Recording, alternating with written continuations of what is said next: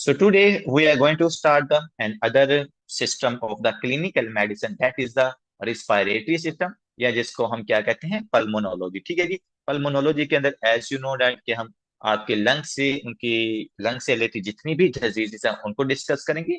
क्योंकि मेडिसिन का सेशन है तो इसके अंदर हम उसकी इन्वेस्टिगेशन और ट्रीटमेंट के ऊपर हम ज्यादा फोकस करेंगे। ठीक है जी।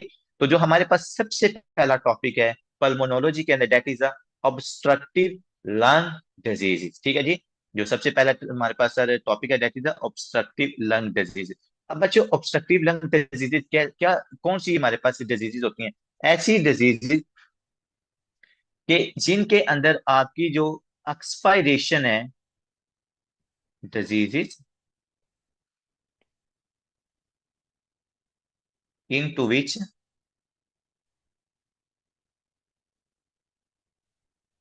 Into which patient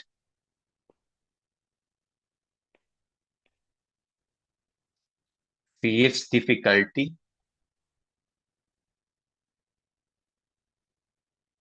difficulty in expiration, कि एक्सपायरेशन के अंदर जिसमें पेशेंट को डिफिकल्टी होती है, मतलब अपने लंग्स में से एयर को बाहर निकालने में। देखिए, हम दो चीजें करते हैं ना, इंस्पायरेशन, एयर को हम लंग्स के अंदर लेके जाते हैं, एक्सपायरेशन हम एयर को बाहर निकाल के लेके जाते हैं। ठीक है जी, बाहर निकालते हैं, ठीक है, जिसको एक्सलेशन भी कहा जाता है, एक्सपायरेशन भी कहा जाता है। ठीक है। अब अगर किसी पेशेंट को एक्सपायरेशन में प्रॉब्लम हो रही है ना, देखें लेट्स सपोज ये पेशेंट ने क्या करी, ये इसके ब्यूटीफुल लंग्स हैं और यहां से एयर को हमने बाहर निकालना था। अब अगर ये इसकी एयर लंग्स से बाहर नहीं निकल रही, whatever the reason, there are a lot of reason, I will discuss later, तो इसको हम कहेंगे that is the obstructive lung disease. ठीक है। दूसरी हम चीज लिखेंगे कि पेशेंट को एक्सपायरेशन में प्रॉब्लम हो रही है, तो यहाँ पर आपने एक्सपायरेशन में प्रॉब्लम देखनी है। और जो रिस्ट्रिक्टिव लंग डिजीजेज हैं, इसको हम लिखते हैं ऑब्स्ट्रक्टिव लंग डिजीजेज में एक्सपायरेशन में प्रॉब्लम है। और जो हमारे पास रिस्ट्रिक्टिव लंग डिजीजेज होती हैं, उन डिजीजेज के अंदर पेशेंट को, रिस्ट्रिक्टिव लंग डिजीज के अंदर पेशेंट को इनहेलेशन में प्रॉब्लम होती है, या इनहेलेशन या इंस्पायरेशन लिख लेते हैं, इंस्पायरेशन, जो कि बहुत इंपॉर्टेंट दो। देखो, आपके पास यहाँ पर ना दो ही सबसे इंपॉर्टेंट जो चीजें हम डिस्कस करेंगे इसके रिस्पायरेटरी या पल्मोनोलॉजी के अंदर, एक ऑब्स्ट्रक्टिव लंग डिजीज, दूसरा रिस्ट्रिक्टिव लंग डिजीज, और तीसरा जो इंपॉर्टेंट टॉपिक है वो नमोनिया, लंग कैंसर, सार्कोडोसिस है, फाइब्रोसिस है, ट्यूबरक्लोसिस है। ये इंपॉर्टेंट चीज है। ठीक है जी। है वैसे कुछ गिनवे चुनवे टॉपिक्स हैं। इंस्पायरेशन में पेशेंट को प्रॉब्लम होती है तो वो हमारे पास कौन सी डिजीज होंगी, रिस्ट्रिक्टिव लंग डिजीज। ठीक है। लेकिन जो आज हम डिस्कस करेंगे, हम ऑब्स्ट्रक्टिव लंग डिजीज को डिस्कस करेंगे, जिसके अंदर पेशेंट को प्रॉब्लम होगी कि वो अपने लंग से एयर को बाहर नहीं निकालेगा, और वो जो उसकी एयर होगी उसके लंग्स में ट्रैप हो जाएगी। जब एयर लंग्स में ट्रैप होगी तो जो लंग्स है वो क्या कर जाएंगे, हाइपर इन्फ्लेट हो जाएंगे। ये चीज आपने यहाँ पर याद रखनी। सर अब बता भी दें कि हमारे पास कौन कौन सी ऑब्स्ट्रक्टिव लंग डिजीजेस होती हैं, या किस किस वजह से पेशेंट के अंदर उसको ऑब्स्ट्रक्टिव लंग डिजीजेस हो सकती है। इसमें आपने सबसे पहले याद रखना है COPD, chronic obstructive pulmonary diseases, जिसमें आपके पास ब्रोंकाइटिस आता है, जिसमें आपके पास एम्फीसीमा आता है। दोनों की वजह से ऑब्स्ट्रक्टिव लंग डिजीजेस हो सकती है। ठीक है। इसके अलावा जो हमारे पास नेक्स्ट है दैट इज एस्थमा। एस्थमा वाले पेशेंट को भी क्या होता है, इसको एक्सपायरेशन के अंदर भी प्रॉब्लम होती है। वैसे तो इसको इंस्पायरेशन में भी प्रॉब्लम होती है, लेकिन इसको जो ज्यादा प्रॉब्लम होती है वो एक्सपायरेशन के अंदर इसको प्रॉब्लम। ठीक है जी। एस्थमा हो गया। तीसरी आपने याद रखनी है, हमारे पास ऑब्स्ट्रक्शन हो जाए, यहाँ पर ऑब्स्ट्रक्शन हो जाए, कोई ना कोई, लेट्स सपोज कोई लंग ट्यूमर या कोई लंग मैस, लेट्स सपोज यहाँ पर कोई ट्यूमर बन गया, वो ट्यूमर क्या करे, आप इन ब्रोंकाई को ना ऑब्स्ट्रक्ट करे, तो उसकी ऑब्स्ट्रक्शन की वजह से पेशेंट को क्या हो सकता है, हमारे पास है वो एयर को प्रॉपरली बाहर नहीं निकाल पाएगा। ठीक है। तो ये तीन जो डिजीजेज है आपने एटलीस्ट याद रखनी। ब्रोंकिएक्टेसिस भी हमारे पास ऑब्स्ट्रक्टिव लंग डिजीज के अंदर आता है, लेकिन वो ब्रोंकिएक्टेसिस हमारे पास रिस्ट्रिक्टिव में भी आता है, क्योंकि उसमें तो लंग्स आपके कोलैप्स हो जाते हैं। अब जो कुछ बुक्स हैं वो लिखती है कि ब्रोंकिएक्टेसिस हमारे पास ना ऑब्स्ट्रक्टिव लंग डिजीज के अंदर आता है, लेकिन ब्रोंकिएक्टेसिस के अंदर हमारे पास, क्योंकि उस पेशेंट के अंदर ना इनहेलेशन में भी उसको प्रॉब्लम आता है, क्योंकि जो उसके ब्रोंकाई होते हैं ना वो डायलेट हो जाते हैं। क्या हो जाते हैं, ब्रोंकाई डायलेट होते हैं, वहां पे म्यूकस डिपॉजिट हो जाते हैं, और उस म्यूकस की डेपोजिशन की वजह से पेशेंट को इनहेलेशन में भी प्रॉब्लम आती है। ठीक है। मैं फिर कह रहा हूँ, कुछ बुक्स के अंदर उन्होंने लिखा हो कि ब्रोंकिएक्टेसिस भी ऑब्स्ट्रक्टिव लंग डिजीज के अंदर आता है। मेरे ख्याल में फर्स्ट एड ने भी लिखा हुआ है, स्टेप 2 सीके ने भी लिखा हुआ है। लेकिन जो मेनली आपने याद रखना है वो ये वाले सीओपीडी, एस्थमा। अगर हमारे पास ऑब्स्ट्रक्शन, आप देखिए ये जो मैंने ऑब्स्ट्रक्शन का वर्ड लिखा है ना, इसमें आपके पास म्यूकस प्लग अगर ब्रोंकाई के अंदर एक्यूमुलेट हो जाए, इसके ऑब्स्ट्रक्शन के अंदर आपका ब्रोंकिएक्टेसिस भी आ सकता है। ब्रोंकिएक्टेसिस पता कब आएगा?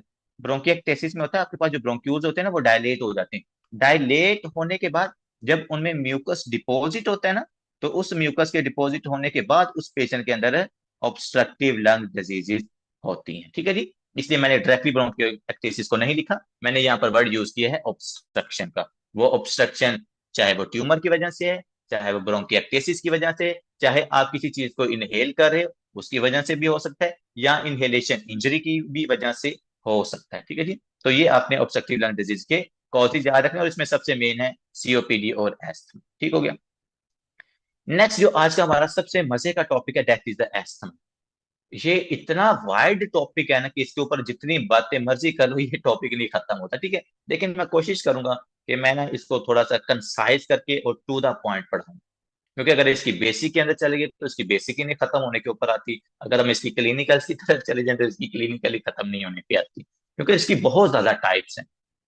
एस्थमा की बहुत ज्यादा टाइप्स हैं। लेकिन ठीक है, क्योंकि हमने स्टेप 2 सुइके को फॉलो कर रहे हैं, तो मैं उसके अकॉर्डिंगली आपको ना ये वाला टॉपिक पढ़ाऊँ। ठीक है। वैसे रिस्पिरेटरी सिस्टम के अंदर मैंने इसको काफी डिटेल में पढ़ाया भी हुआ है। नेक्स्ट बात स्टार्ट करते हैं कि सर एस्मा हमारे पास होता क्या है। एस्मा हम कहते हैं सर हमारे पास ऐसी डिजीज जिसके अंदर, चलिए यहाँ पर हम इसको डिफाइन कर लेते हैं, obstructive lung disease. Obstructive lung disease किसकी वजह से ऑब्स्ट्रक्शन हो रही है? Due to due to hypersensitivity. ये दो तीन चीजें रखनी है आपने। Due to hypersensitivity of bronchioles, sensitivity of bronchioles.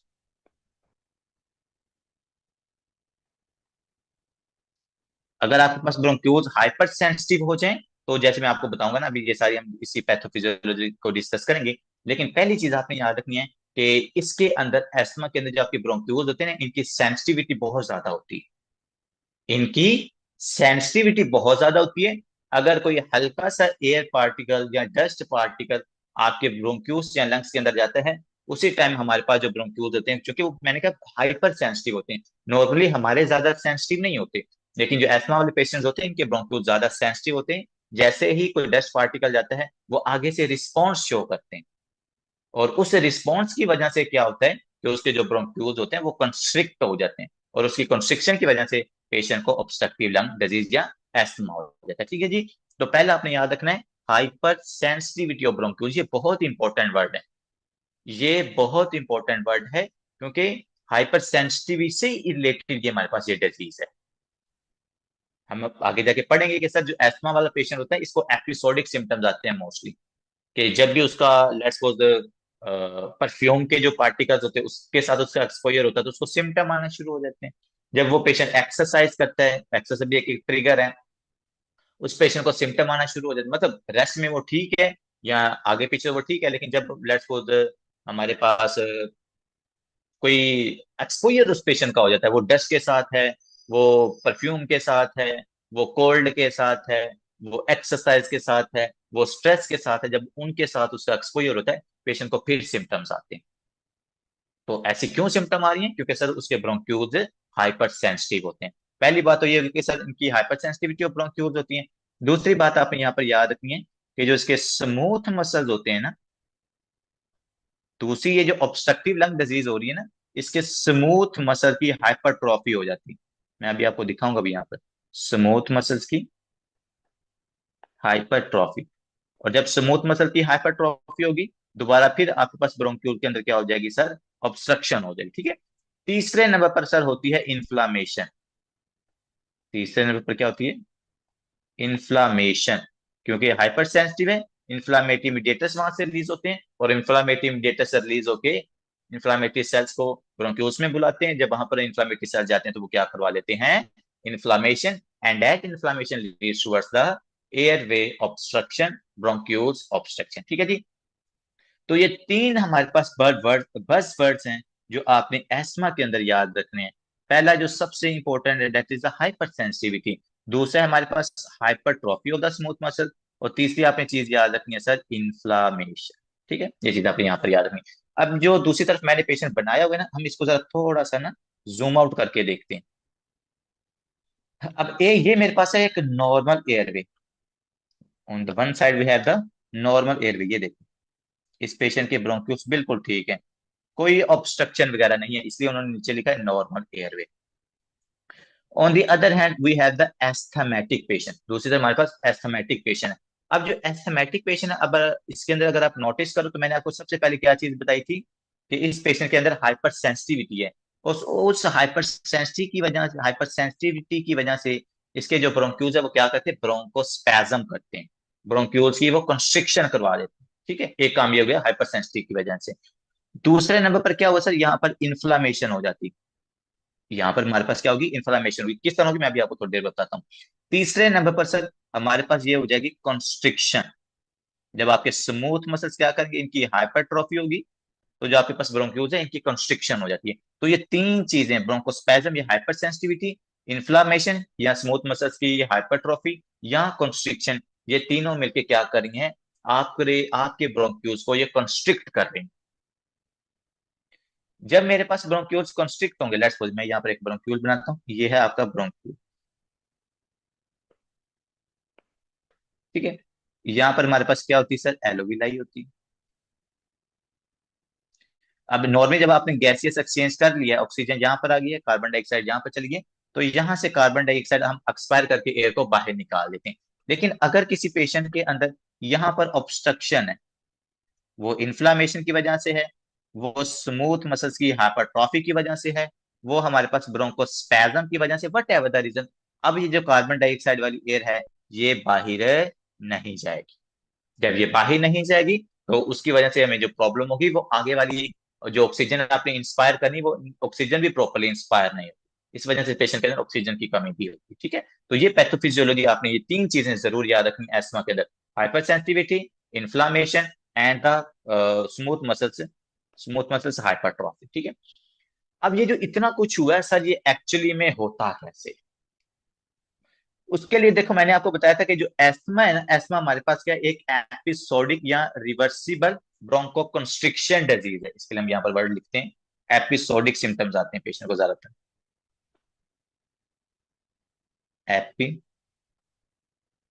Episodic reversible Bronco constriction. बच्चों हमेशा याद रखिएगा कि जो आपका ये एस्मा का पेशेंट होते हैं ना, स्टार्ट के अंदर इस पेशेंट की जो सिम्टम्स होती है ना, ये रिवर्सिबल होती हैं। मतलब जब ट्रिगर आता है ना, तो उस ट्रिगर की वजह से, लेट्स सपोज परफ्यूम, जैसे मैं आपको एग्जांपल देता हूँ, बैक्टीरिया या हमारे पास परफ्यूम के वो पार्टिकल्स हैं, उस दौरान पेशेंट को वो सिम्टम आना शुरू, मतलब उसको कंस्ट्रिक्शन, डिस्निया, टेकिपनिया, ये सिम्टम आना शुरू हो जाती हैं। लेकिन कुछ देर बाद उस पेशेंट की सिम्टम्स भी ठीक हो जाती हैं। वो अब जब इनहेलर वगैरह यूज करता है तो उसकी सिम्टम ठीक हो जाती है। ठीक है, जब वो उनसे प्रिवेंट रहता है ना, तो उसको दोबारा सिम्टम नहीं आती।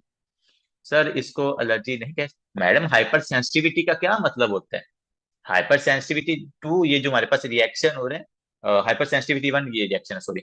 तो hyper sensitivity type one reaction का मतलब ही एलर्जी होता है। मैं इसलिए तो आपको कह रहा हूँ हाइपर सेंसिटिविटी के ऊपर आप जोर दो।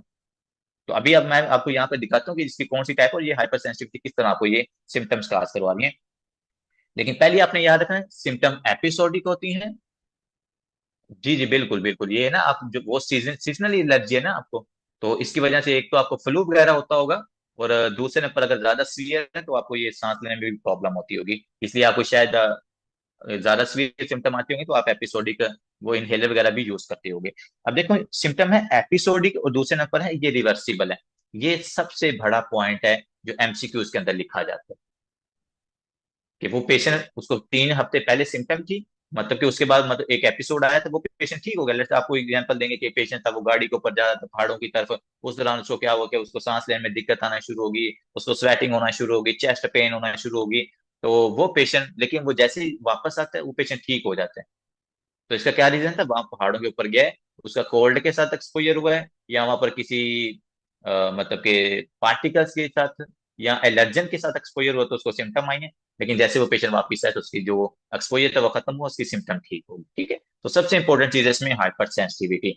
जो आपके पास जो सीओपीडी के पेशेंट होते हैं उनमें भी इसी तरह की सिम्टम्स आती हैं, ब्रोंकाइटिस के अंदर, एम्फिसीमा के अंदर, लेकिन उनमें एपिसोडिक सिम्टम नहीं होती, उनमें कंटिन्यू सिम्टम होती है। इसमें एपिसोडिक होती है। और ये एपिसोडिक कब होती है? जब पेशेंट का हमारे पास ट्रिगर, जो उसका ट्रिगर है ना, उसके साथ उसका एक्सपोजर होता है। ठीक है, अब जरा अपने बात को समझना कि सर ये इतनी कुछ जो ब्रोंक्यूल्स के अंदर कंस्ट्रिक्शन हुई है, वो असल में ये बात स्टार्ट कैसे होती थी? तो सबसे पहले आपका क्या हुआ, ट्रिगर के साथ एक्सपोजर हुआ है। वो डस्ट पार्टिकल था, वो कोई भी हमारे पास ट्रिगर था, ये हमारे पास डस्ट पार्टिकल आता है तो आपके पास जो एंटीजन प्रेजेंटिंग सेल्स होते हैं, कौन से सर? Antigen presenting sales. ये एंटीजन प्रेजेंटिंग सेल्स, कोई भी बैक्टीरिया डस्ट पार्टिकल आता है तो एंटीजन प्रेजेंटिंग सेल इसको क्या करते हैं, पकड़ते हैं, और इसको पकड़ के लेके जाते हैं आपके स्पेसिफिक सेल्स के ऊपर। स्पेसिफिक सेल्स यहाँ पर कौन से हैं? T helper two cells. हमारे पास दो टाइप के सेल्स होते हैं, टी हेल्पर वन सेल्स और टी हेल्पर टू सेल्स। ये जो एंटीजन प्रेजेंटिंग या जो डेंड्रियाटिक सेल है, ये आपके ट्रिगर को पकड़ता है, सॉरी उसी सॉरी ट्रिगर को या डस्ट पार्टिकल को, और उसको लेके जाता है टी हेल्पर टू सेल्स के पास। अब टी हेल्पर टू सेल्स क्या करता है, उसको रिकॉग्नाइज करता है उस एंटीजन को, उस एलर्जन को, और रिकॉग्नाइज करने के बाद ये क्या करता है, यहाँ से इंफ्लामेटरी मीडिएटर्स को रिलीज करता है। क्या करेगा ये यहाँ से? इंफ्लामेटरी मीडिएटर्स को रिलीज करते हैं, और ये इंफ्लामेटरी मीडिएटर्स बहुत इंपॉर्टेंट है। Interleukin 4 and interleukin 5 are very important mediators that can lead towards the asthmatic patient, that can lead to the asthmatic symptoms. Interleukin 4 और इंटरल्यूकन 5 रिलीज हो गया। अब ये जो इंटरल्यूकन 4 और इंटरल्यूकन 5 है ना, इसके आपने काम याद रखने। इंटरल्यूकन 4, इंटर जी जी वैसे तो काफी मल्टीपल रिलीज होते हैं, जी आप बिल्कुल सही कह रहे हैं, इंटरल्यूकन 10 भी रिलीज होता है, लेकिन जो ज्यादा स्पेसिफिक है ना वो हमारे पास 4 और 5 होते हैं, क्योंकि ये स्पेसिफिक फंक्शंस को कुछ परफॉर्म करते हैं। इंटरल्यूकन 10 भी रिलीज होता है हमारे पास। ठीक है, अब दो इसमें से जो इंटरल्यूकन 5 है, ये क्या करता है? ये जाता है आपके प्लाज्मा सेल्स के पास। किन सेल के साथ? प्लाज्मा सेल्स के पास, जो आपके भाई जो बी सेल्स होते हैं जिन्होंने एंटीबॉडीज बनानी होती हैं। इंटरल्यूकन 5 प्लाज्मा सेल्स, पहले ये आपके पास टी हेल्पर या जिसको हम बी सेल्स कहते हैं, उन बी सेल्स के पास जाते हैं। बी सेल्स कन्वर्ट होते हैं प्लाज्मा सेल्स के साथ के अंदर, और वो प्लाज्मा सेल्स क्या करते हैं सर? हमारे पास एंटीबॉडी को रिलीज करते हैं। तो इंटरल्यूकन 5 का फंक्शन पूछा जाता है, ये 3 से 4 दफा एमसीक्यूज आया हुआ है कि इंटरल्यूकन 5 क्या करता है? ये एसिनोफिल सेल्स को कीमोटैक्सिस करता है, या ये हमारे पास आईजीई एंटीबॉडी को रिलीज करवाता है जाकर? तो बच्चों याद रखना है, इंटरल्यूकन 5 हमारे पास प्लाज्मा सेल्स के पास जाता है, और वहां से आईजीई एंटीबॉडी को रिलीज करवाता है। और अगर थोड़ी देर पहले किसी स्टूडेंट ने बात की थी कि सर ये एलर्जिक रिएक्शन नहीं है, तो एलर्जिक रिएक्शन ही है ये हमारे पास। इसी के अंदर हाइपर सेंसिटिविटी टाइप 1 रिएक्शन हो रहा है, और उस रिएक्शन में क्या होता है? आईजीई एंटीबॉडीज बच्चों प्रोड्यूस होती हैं, और इसको प्रोड्यूस कौन करवा रहा है? इंटरल्यूकन 5। इंटरल्यूकन 5 कहां से रिलीज हो रहा है सर? डेंड्रियाटिक सेल्स के अंदर। और ये डेंड्रियाटिक सेल्स कहां पर प्रेजेंट होते हैं बच्चों? ये आपके ब्रोंकाई के अंदर प्रेजेंट होते हैं। Anaphylactic reaction is something else. उसके लिए हमारे पास multiple symptom, multisystemic reaction उसको कहा जाता है। Doctor Aslan, anaphylactic reaction is called the multisystemic reaction. और उसमें से अगर एक रिएक्शन लंग्स में हो रहा है ना, तो उसको हम एस्थमा कहते हैं। अगर वो मल्टीपल ऑर्गन्स को, मतलब आपके वो लंग्स को भी इन्वॉल्व कर रहा है, ब्लड वेसल्स को भी इन्वॉल्व कर रहा है, वो आपकी स्किन को भी इन्वॉल्व करे, वो आपके लंग्स को भी इन्वॉल्व करे, इस तरह तो आप देखते हो कि अगर किसी पेशेंट में एनाफिलैक्टिक रिएक्शन हो जाए, उसकी स्किन के ऊपर रैशेस, उस पेशेंट के अंदर ब्रोंकोकंस्ट्रिक्शन, उस पेशेंट के अंदर जो ब्लड वेसल में वेजोडाइलेशन उसकी होना शुरू हो जाती है, ब्रोंकोकंस्ट्रिक्शन, सांस लेने में प्रॉब्लम है, पेशेंट का बीपी ड्रॉप हो जाता है। और वो बीपी क्यों ड्रॉप हो रहा है? तो उसके ब्रोंको वेजो डायलेशन, और सांस लेने में क्यों दिक्कत होती है? ब्रोंको कंस्ट्रिक्शन होती है। ठीक है, तो इंशाल्लाह उसको भी हम डिस्कस करेंगे, लेकिन उसका वो भी टाइप 1 रिएक्शन है, लेकिन यहाँ पर सिर्फ हमारे जो लंग्स हैं इधर ये इसके अंदर इन्वॉल्वमेंट हो रही है आपकी। आईजीई एंटीबॉडी सर रिलीज होंगी, और ये आईजी एंटीबॉडी हमारे पास इसी ब्रोंक्यूल के पास आएगी यहाँ पर। ये आईजी एंटीबॉडी इस ब्रोंकाई के अंदर आएगी, और यहाँ पर आके वो क्या करेगी? आपके जो मास्ट सेल्स है ना, यहाँ पर जो मास्ट सेल्स है, ये आईजी एंटीबॉडी इनको एक्टिवेट करेगी। जब आईजी एंटीबॉडी मास्ट सेल्स को एक्टिवेट करेगी, तो मास्ट सेल्स क्या करेंगे? They will release the histamine, they will release the लिकोट्राइन्स, L4 B4 D4, वो जो लिकोट्राइन्स होते हैं। वो तमाम लिकोट्राइन्स और हिस्टामिन आपके मास्टर्स से रिलीज होंगे। और ये जो स्पेसिफिकली हिस्टामिन होती है, ये हिस्टामिन क्या करवाती है सर? Bronco constriction. ये यहाँ पर क्या कराएगी पेशेंट के अंदर? ब्रोंको कंस्ट्रिक्शन कराएंगे। लिकोट्राइन्स क्या करेंगे सर? लिकोट्राइन्स भी हमारे पास ब्रोंको कंस्ट्रिक्शन करवाते हैं। इसलिए जो एस्मा का पेशेंट होते हैं ना, हम हिस्टामिन इनहिबिटर्स या लिकोट्राइन इनहिबिटर्स ये वाली ड्रग्स उनके अंदर यूज करते हैं, क्योंकि ये ब्रोंको कंस्ट्रिक्शन करवाते हैं। तो मेरी बात समझ आइए आपको?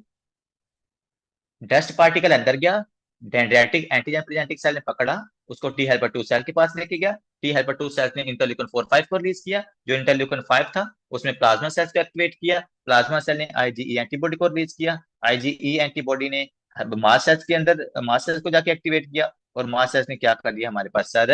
हिस्टामीन और लिकोट्रांस को रिलीज कर दिया। और यही वो हिस्टामीन है जो क्या करवाती है? Bronchoconstriction. यहाँ पर आपको जो नजर आ रही है ब्रोंको कंस्ट्रिक्शन, यहाँ ये देखो कंस्ट्रिक्शन, यहाँ ये ब्रोंकोस्पैज्म, ये आपकी इस हिस्टामिन की वजह से हो रहा है। दूसरी तरफ आते हैं कि सर जो हमारे पास इंटरल्यूकन 4 होता है, जो कौन है? इंटरल्यूकन 4। ये इंटरल्यूकन 4 हमारे पास कीमोटैक्सिस का काम करता है। कीमोटैक्सिस का क्या काम करेगा? ये आपके एसिनोफिल सेल्स को इस एरिया के अंदर जहां पर कंस्ट्रिक्शन हो रही है ना, जहां पर एंटीजन आया हुआ है, ये एसिनोफिल सेल्स को यहाँ पर बुलाएगा। जब एसिनोफिल सेल यहाँ पर आएगा तो उसके अंदर क्या होगी? ये एसिनोफिल सेल यहाँ पर डिपॉजिट होंगे। जब एसिनोफिल सेल यहाँ पर डिपॉजिट हो गए तो it can lead towards the inflammation of the bronchiole. तो ब्रोंको स्पैज्म वो भी हो रहा है, पेशेंट के अंदर इन्फ्लामेशन भी हो रही है। ठीक है, इसके साथ साथ एक और काम होता है। आपके पास ये जो हिस्टामिन जो लिकोट्राइन्स है ना, ये आपके गोबलेट सेल्स को एक्टिवेट करते हैं। कौन से सेल्स को? गोबलेट सेल्स को। और ये गोबलेट सेल्स क्या करते होते हैं? ये म्यूकस को रिलीज करते हैं। ये म्यूकस प्रोडक्शन ज्यादा करते हैं। तो यहाँ पर पेशेंट के अंदर म्यूकस की प्रोडक्शन भी क्या हो जाती है सर? म्यूकस की प्रोडक्शन भी उस ब्रोंक्यूल के अंदर ज्यादा हो जाती है। तो अब अगर किसी पेशेंट के अंदर तीन काम एक ही टाइम के ऊपर हो रहे, बच्चों देखो, ये अगर एक ब्रोंकाई है, इस ब्रोंकाई के अंदर ये ट्रिगर आने की वजह से तीन चीजें हो रही है, मैं सबको बताता हूँ। सबसे पहले क्या हो रहा है सर? हमारे पास यहाँ पर म्यूकस की प्रोडक्शन भी हो रही है। ठीक है, यहाँ पर भी हम म्यूकस की प्रोडक्शन कर लेते हैं, उसकी वजह से इसका ल्यूमन कम हो रहा है। दूसरे नंबर क्या हुआ सर? वेजो या ब्रोंकोस्पैज्म। तो यहाँ पर हमारे पास ब्रोंकोस्पैज्म भी हो रहा है। ब्रोंकोस्पैज्म की वजह से भी कंस्ट्रिक्शन होगी आपके ब्रोंक्यूल्स के अंदर, और पेशेंट को सांस लेने में दिक्कत होना शुरू हो जाएगी। तीसरे नंबर पर पेशेंट में क्या हो रही है? वही हम जिसको कह रहे हैं स्मूथ मसल्स की हाइपरट्रॉफी हो रही। स्मूथ मसल्स आपके एक्टिवेट हो रहे हैं, और जब स्मूथ मसल्स की हाइपरट्रॉफी होगी, it can also leads towards the constriction of the bronchioles, decreasing the lumen of the bronchiole. और ये सारी बातें बताने का मकसद ये है कि पेशेंट के अंदर बहुत सडनली क्या होता है, उसमें ब्रोंको कंस्ट्रिक्शन की सिम्टम आना या एस्थमा की सिम्टम आना शुरू हो जाती हैं, क्योंकि इसकी वजह से पेशेंट के अंदर ये तीन मैकेनिज्म्स मिलके क्या करवाते हैं? इसके ल्यूमन को या ब्रोंको कंस्ट्रिक्शन करवा देते हैं। Bronchoconstriction. और जब ब्रोंको कंस्ट्रिक्शन होगी, ब्रोंक्यूल्स की कंस्ट्रिक्शन हो जाएगी, तो इस पेशेंट के अंदर अब प्रॉब्लम आपने देखनी है, क्या हो रहा होगा? ये मैं दोबारा फिर यहाँ पर ड्रा करता हूँ। इसके नीचे हम यहाँ पर क्या बनाते हैं सर? ये आपके पास नीचे कैपिलरी है। अब ऊपर प्रॉब्लम है, ये देखो, ये है कंस्ट्रिक्शन होगी। पेशेंट को एपिसोडिक, लेट्स सपोज पेशेंट के फ्लावर के साथ उसका एक्सपोजर हुए। फ्लावर के अंदर होते हैं पोलन ग्रेन्स, वो पोलन ग्रेन्स ट्रिगर का काम कर रहे हैं, और उन ट्रिगर्स ने क्या करिए? इस ब्रोंको कंस्ट्रिक्शन करवा दिए। और जब ब्रोंको कंस्ट्रिक्शन होगी बच्चों, दो तीन काम होगी। सबसे पहले तो सर यहाँ से जो कार्बन डाइऑक्साइड बाहर जानी थी, वो कार्बन डाइऑक्साइड बाहर नहीं जाएगी, तो पेशेंट की इस सर्कुलेशन के अंदर कार्बन डाइऑक्साइड इंक्रीज हो जाएगी। पहला काम, कार्बन डाइऑक्साइड बाहर नहीं जा रही, तो पेशेंट की सर्कुलेशन के अंदर कार्बन डाइऑक्साइड इंक्रीज हो जाती है। ठीक है। दूसरे नंबर पर चूंकि यहाँ पर ऑब्स्ट्रक्शन है, और इस पूरे एरिया के अंदर चूंकि कार्बन डाइऑक्साइड पड़ी हुई है, तो हमारे पास ऑक्सीजन, पूरी ऑक्सीजन की यहाँ पर ना इंस्पायरेशन भी नहीं होती, तो जिसकी वजह से इस पेशेंट के अंदर ऑक्सीजन की डेफिशिएंसी भी होती है, पेशेंट के अंदर हाइपोक्सीमिया भी होता है। ठीक है जी। तो दो कंडीशन होगी, कार्बन डाइऑक्साइड ज्यादा होगी और जो ऑक्सीजन है वो कम होगी। इसके लिए हम वर्ड क्या यूज करते होते sir? Hypercapnia, hypercapnia and hypoxaemia. Hypoxaemia, ठीक है। तो ब्लड सर्कुलेशन में ये दो कंडीशंस बच्चों क्रिएट हो गई हैं एट द एंड, कि कार्बन डाइऑक्साइड ज्यादा हो रही है और ऑक्सीजन उसकी कम हो रही है। और ऐसा क्यों हुआ है? Because of sir bronchoconstriction. और ब्रोंकोकंस्ट्रिक्शन क्यों हो रही है, मैंने आपको तीनों मैकेनिज्म यहाँ पर लिखवा दिए। हालांकि ये बेसिक का टॉपिक था, लेकिन चूंकि यहाँ पे इंपॉर्टेंट था, मैंने दोबारा फिर इनको रिपीट कर दिया। ठीक है बच्चों, ये चीजें आपने यहाँ पर याद रखनी है। अब इस ये आपको कभी दोबारा भूलना नहीं चाहिए। नेक्स्ट आते हैं कि सर जो एस्मा का पेशेंट है, इस एस्मा के पेशेंट को सिम्टम्स क्या आती हैं? एस्मा वाले पेशेंट को सिम्टम्स क्या आती हैं? देखो, सबसे पहले आपने याद रखनी है dry cough. Dry cough. Wet cough इसको बहुत कम होती है, और मतलब कि वेट कफ इसको मोस्ट ऑफ द केसेस के अंदर तभी होती है जब इसको इन्फेक्शन अगर हो जाए, फिर वेट कफ हो सकती है। बाकी जो आपके पास एस्मा का पेशेंट है, इसके अंदर ड्राई कफ ही होती है। ठीक है। इसके अलावा इस पेशेंट में होता है डिस्निया। डिस्निया हम किसको कहते हैं sir? Shortness of breath. Shortness of breath. अच्छा, आप में से कोई बच्चा मुझे बता सकता है इस पेशेंट को शॉर्टनेस ऑफ ब्रेथ क्यों हो रही है? रीजन इसका क्या है? ऐसा क्या हुआ है कि जिसकी वजह से इसको शॉर्टनेस ऑफ ब्रेथ होगी? हाँ जी। जो हम अक्सर वर्ड यूज करते हैं ना, पेशेंट को डिस्निया हो रहा है, शॉर्टनेस ऑफ ब्रेथ हो रही है, उसका रीजन क्या होता है वैसे? सर, और वैसे कौन ट्रैप्ड एयर को इनहेल करने की कोशिश करते हैं। क्या करता है? ट्रैप्ड। जो ये एयर ट्रैप्ड है उसको एक्सहेल करने के लिए फोर्सफुली वो ऐसा कुछ है। ऐसा डिस्निया ऐसा करेगा मैडम? शायद हाइपोक्सिया की वजह से। आप करीब करीब पहुंच गए। करीब करीब पहुंच गए आप। हाइपर कैप्निया की वजह से। हाइपर कैप्निया की वजह से। देखो बच्चों, आपकी ब्लड सर्कुलेशन में कार्बन डाइऑक्साइड ज्यादा हो रही है। मैंने आपको बताया था आपका जो ब्रेन है, ब्रेन किससे ज्यादा सेंसिटिव होता है? कार्बन डाइऑक्साइड से। और वो कार्बन डाइऑक्साइड जब ज्यादा होगी, आपका जो रिस्पायरेटरी सेंटर होता है ना, वो रिस्पायरेटरी सेंटर को जाके एक्टिवेट करती है। जब रिस्पायरेटरी सेंटर एक्टिवेट होगा, तो हमारे पास जो रेट ऑफ रिस्पायरेशन है वो इंक्रीज हो जाती है। तो पेशेंट ऐसे कर रहा था। तो ये रेट ऑफ रिस्पायरेशन इंक्रीज हो गया because of the activation of respiratory centre in the brain, because of the increase carbon dioxide in the blood circulation. ठीक है। तो ये चीज आपने यहाँ पर याद रखनी है। क्योंकि हम रिस्पायरेटरी रेट को क्यों इंक्रीज करें भाई? कार्बन डाइऑक्साइड ज्यादा है, उस कार्बन डाइऑक्साइड को बॉडी से बाहर निकालो। तो इसीलिए इस पेशेंट के अंदर ना दो कंडीशंस डेवलप होती हैं। स्टार्ट के अंदर कार्बन डाइऑक्साइड ज्यादा हो रही है ना, वो कार्बन डाइऑक्साइड ज्यादा होने की वजह से पेशेंट के अंदर होती है मेटाबॉलिक एसिडोसिस। स्टार्ट के अंदर जब कार्बन डाइऑक्साइड ज्यादा होती है, मेटाबॉलिक एसिडोसिस, जब कार्बन डाइऑक्साइड ज्यादा है ना, एयर ट्रैप है। लेकिन जब आपने रिस्पायरेशन रेट को इंक्रीज किया, ज्यादा कार्बन डाइऑक्साइड को बाहर निकालना शुरू कर दिया है, तो उसके बाद फिर पेशेंट को क्या होगा? कार्बन डाइऑक्साइड ज्यादा बाहर निकल जाएगी, पेशेंट को होगा मेटाबॉलिक, सॉरी मेटाबॉलिक क्यों लिख दिया भाई? ये रिस्पायरेटरी एसिडोसिस है, शॉर्टनेस ऑफ ब्रेथ है। स्टार्ट के अंदर पेशेंट को क्या होगा? चलिए सिंपल समझ लेते हैं। स्टार्ट के अंदर कार्बन डाइऑक्साइड ब्लड सर्कुलेशन में ज्यादा है, जिसकी वजह से जो पीएच होती है वो डिक्रीज हो रही होती है, जिसको हम कहते हैं रिस्पायरेटरी एसिडोसिस। बाद में carbon dioxide respiratory rate increase करने की वजह से आप कार्बन डाइऑक्साइड को ज्यादा बाहर निकाल देते हो, तो पेशेंट के अंदर क्या हो जाती है? उसकी पीएच इंक्रीज, जिसको हम कहते हैं रिस्पायरेटरी अल्कालोसिस। पहले क्या हो रही थी? Respiratory acidosis. फिर क्या हो रही थी? Respiratory alkalosis. तो ये आपने पीएच बहुत इंपॉर्टेंट है, क्योंकि पीएच आपको अच्छा बताती है भाई, पेशेंट की कंडीशन के बारे में भी। अगर आप कार्बन नेफ्रो डाइऑक्साइड आपकी ब्लड। जी जी। मैंने कहा वो नेफ्रो के सिस्टम में कॉन्सेप्ट था कि रेस्पिरेटरी एसिडोसिस उसको मेटाबॉलिक अल्कलोसिस मैनेज करती है और ऐसे ऑपोजिट एक दूसरे को मैनेज करती है। जी मैडम, वो हमारे रीनल का टॉपिक है। वो कंपनसेटरी मैकेनिज्म होता है। अगर यहाँ पर तो इधर रिस्पायरेटरी एसिडोसिस है, वहां पर पे मेटाबॉलिक अल्कालोसिस होगी, वो तो उसको मेंटेन करने की तरफ हम जाएंगे ना। फिलहाल हम ये देख रहे हैं कि यहाँ पर कार्बन डाइऑक्साइड के कम या ज्यादा होने की वजह से स्टार्ट के अंदर क्या होता है, वो हम कंपनसेटरी की तरफ तो भी जाएंगे। ठीक है। तो अगर कार्बन डाइऑक्साइड ज्यादा है, पीएच कम होगी, रिस्पायरेटरी एसिडोसिस होगी। जब कार्बन डाइऑक्साइड आपको ज्यादा बाहर निकाल दोगे, तो फिर पेशेंट को क्या होगी? रिस्पायरेटरी अल्कालोसिस, जिसकी वजह से इसकी पीएच इंक्रीज हो जाए। ठीक है। ये चीज आपने यहाँ पर याद रखनी है। नेक्स्ट आते हैं कि सर इस पेशेंट के अंदर जो और इंपॉर्टेंट सिम्टम है वो क्या है? वो है चेस्ट टाइटनेस। और ये मैंने देखा हुआ पेशेंट, चेस्ट टाइटनेस, मतलब उसकी स्मोकिंग की हिस्ट्री थी, और वो जब भी स्मोक करता था ना, तो उस पेशेंट को उसी टाइम डिस्निया और चेस्ट टाइटनेस, मैंने दोनों सिम्टम उसके अंदर देखी। जैसे ही वो स्मोकिंग करता था, ऑनेस्टली कह रहा हूँ, कुछ मिनट्स के बाद वो ऐसे अपने ना यहाँ पर, मतलब हमारी रिलेटिव्स में से था वो, कि वो अपने पूरे इधर चेस्ट के ऊपर हाथ लग देता है। वो कह रहा था मुझे ऐसे लग रहा है जैसे कोई मुझे ना ऊपर से दबा रहा है।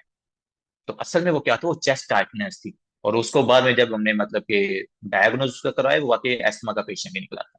फिर उसकी स्मोकिंग हमें विड्रॉ करवानी पड़ी, और वैसे उसने स्मोकिंग छोड़ी, वो ठीक भी हो गया। ठीक है। अब दोबारा जब भी करता है ना स्मोकिंग, तो उसको दोबारा फिर ये ट्रिगर हो जाता है, लेकिन वो ब्रोंकोडायलेटर ना अपने पास रखता है। तो ये चीजें आपने याद रखनी पेशेंट के अंदर। Dry cough, dyspnea, chest tightness, ये 3 सिम्टम आपने एटलीस्ट यहाँ पर याद रखनी है। दूसरी एक एडिशनल चीज आपने याद रखनी है, अगर उस पेशेंट को ये dyspnea, chest tightness, dry cough की सिम्टम नाइट टाइम में आती है ना, रात को, इसका मतलब है ये ज्यादा सीवियर एस्थमा है। ये ज्यादा सीवियर एस्थमा है। क्योंकि जब डे टाइम होता है तो वो माइल्ड एस्थमा होता है। अगर वो रात को एपिसोड होता है तो वो पेशेंट का सीवियर एस्थमा है। और रात टाइम भी पेशेंट के अंदर डिस्निया, चेस्ट टाइटनेस की सिम्टम आ सकती हैं, लेकिन वो पेशेंट की थोड़ी सी, मतलब कि समझ लो कि ज्यादा सीवियर कंडीशन है एस्थमा वाले पेशेंट। ठीक। तो दिन टाइम भी ये एपिसोड हो सकते हैं, नाइट टाइम भी हो सकते हैं। नेक्स्ट आते हैं कि सर ये पेशेंट मेरे पास आया है, और इस पेशेंट का मैंने फिजिकल एग्जामिनेशन किया, जो आपके पास स्टेथोस्कोप होता है, और फिजिकल एग्जामिनेशन की वजह से मैंने उस चीज पेशेंट में क्या क्या चीजें देखनी, जैसे लेट्स सपोज हम देखते हैं पेशेंट आयोटिक स्टेनोसिस का, आयोटिक गरगरगिटेशन का, या मिक्टर स्टेनोसिस, या एएसडी या वीएसडी, जो हार्ट रिलेटेड कंजेंटल डिसऑर्डर्स हैं, कि उन पेशेंट्स के अंदर हमने ऑस्कल्टेशन के अंदर क्या क्या चीजें सुननी होती है, या कौन कौन से मरमर सुनने होते हैं। इसी तरह जो जो एस्थमा का पेशेंट है, इसके अंदर भी हमने देखना होता है कि हम जब उसका एग्जामिनेशन करेंगे, उसके अंदर जब हम उसकी ऑस्कल्टेशन करेंगे, तो हमें क्या क्या फाइंडिंग्स नजर आ सकती है। ठीक है बच्चों। तो जो सबसे पहले आप जब उसको ऑस्कल्टेट करोगे ना, तो आपको वीजिंग, आपको उस पेशेंट के अंदर वीजिंग साउंड सुनाई देगा, and that is one of the typical physical examination in asthmatic patient और इन ऑब्स्ट्रक्टिव लंग डिजीज पेशेंट। ऐसा क्यों हो रहा है बच्चों, आप खुद देखो कि सर उसके जो ब्रोंक्यूल्स हैं वो ऑब्स्ट्रक्टेड हैं। उस पेशेंट के जो ब्रोंक्यूल्स हैं वो ऑब्स्ट्रक्टेड हैं। और जब ब्रोंक्यूल्स ऑब्स्ट्रक्टेड होंगी, तो वहां से जब एयर गुजरेगी, तो वो एयर क्या करेगी, उनको टकरा के गुजरेगी। ऑब्स्ट्रक्टेड पार्ट को ये एयर टकरा के गुजरती है। जब ऑब्स्ट्रक्टेड पार्ट को एयर टकरा के गुजरेगी, तो वो क्या करेगी, विजिंग साउंड प्रोड्यूस करेगी। लेट्स वो जब हमने भी विजलिंग करनी होती है ना, तो आप क्या करते हो, आप अपने हॉर्न्स की मदद से यहाँ पर ल्यूमन के एरिया को कम करते हो। यहाँ पर आप एरिया को कम करते हो, आप लिप्स को एक दूसरे के करीब नहीं कर लेते ऑलमोस्ट, और फिर आप पीछे से एयर को फेंकते हो, तो वो क्या प्रोड्यूस होता है वहां से, विजिंग साउंड। तो यहाँ पर भी ऐसे ही होता है कि जब ये आपके पास ऑब्स्ट्रक्टेड पार्ट से एयर गुजरती है, तो वो आपको ये विजिंग साउंड सुनाई देता है। और वो नॉट ओनली इन एस्मा, लेकिन एस्मा की टिपिकल फिजिकल एग्जामिनेशन है। इसके अलावा अगर आपके पास कोई भी ऑब्स्ट्रक्टिव लंग डिजीज है, तो उसमें आपको विजिंग साउंड सुनाई दे सकता है। ठीक है, लेकिन ज्यादातर एस्मा वाले पेशेंट के अंदर आपको सुनाई देता है। आई होप सो ये बात क्लियर होगी। नेक्स्ट बात करते हैं कि सर इसके अलावा और क्या क्या चेंजेस आती हैं। दूसरी जो चीज आपने याद रखनी है, वो ये है कि चूंकि मैंने कहा था कि देखो यहाँ पे ऑब्स्ट्रक्शन है ना, तो इसकी जो एयर है, ये एयर ज्यादातर बाहर नहीं जाती। ये इसकी जो एयर होती है वो पेशेंट के लंग्स के अंदर ही कोलैप्स हो जाती है। वो एयर जो होती है वो लंग्स के अंदर ही ट्रैप हो जाती है। जब एयर लंग्स के अंदर ट्रैप होगी, तो उसकी वजह से पेशेंट के अंदर क्या होगा सर, इसके लंग्स का जो वॉल्यूम है वो इंक्रीज हो जाएगा। यहाँ पर आप देखो, अगर पेशेंट के अंदर यहाँ पर एयर ट्रैप है, देखो लेट्स मैं कहता हूँ यहाँ पर ऑब्स्ट्रक्शन मैं बना देता हूँ। जब ऑब्स्ट्रक्शन है तो इधर से जो एयर है ये बाहर नहीं निकल रही ज्यादा। जब ये एयर बाहर ज्यादा नहीं निकलेगी, तो एयर आपके लंग्स के अंदर ट्रैप हो जाएगी। जब एयर लंग्स के अंदर ट्रैप हो जाएगी बच्चों, एक तो ये काम होगा कि जो इसके लंग्स का साइज है ना, वो इंक्रीज हो जाता है, क्योंकि एयर बाहर ही नहीं निकल रही, एयर आपके पास यहाँ पर ट्रैप हो जाती है। जब आपके पास एयर यहाँ पर ट्रैप हो जाएगी ना, तो आप क्या करोगे भाई, आप मजीद ऑक्सीजनेशन भी नहीं कर पाते। असल में आपको अगर मैं मेन रीजन बताऊं ना, कि इस पेशेंट में ऑक्सीजन कम क्यों होती है, वो हमारे पास ये रीजन होता है कि इस पेशेंट के अंदर एयर ट्रैप ऑलरेडी की होती है। मैं आपको इसका अभी एक मैकेनिज्म करवा के दिखाता हूँ। आप सबने क्या करना, आप बैठे हो ना, आपने डीप इंस्पायरेशन करनी, अभी करें। डीप इंस्पायरेशन मतलब फुल जोर से आपने एयर को अपने लंग्स के अंदर लेके जाना, चलें करो ऐसे। अब आपके लंग्स के अंदर एयर आ गई है ना, अब देखो साथ मेरी साउंड ही चेंज होगी।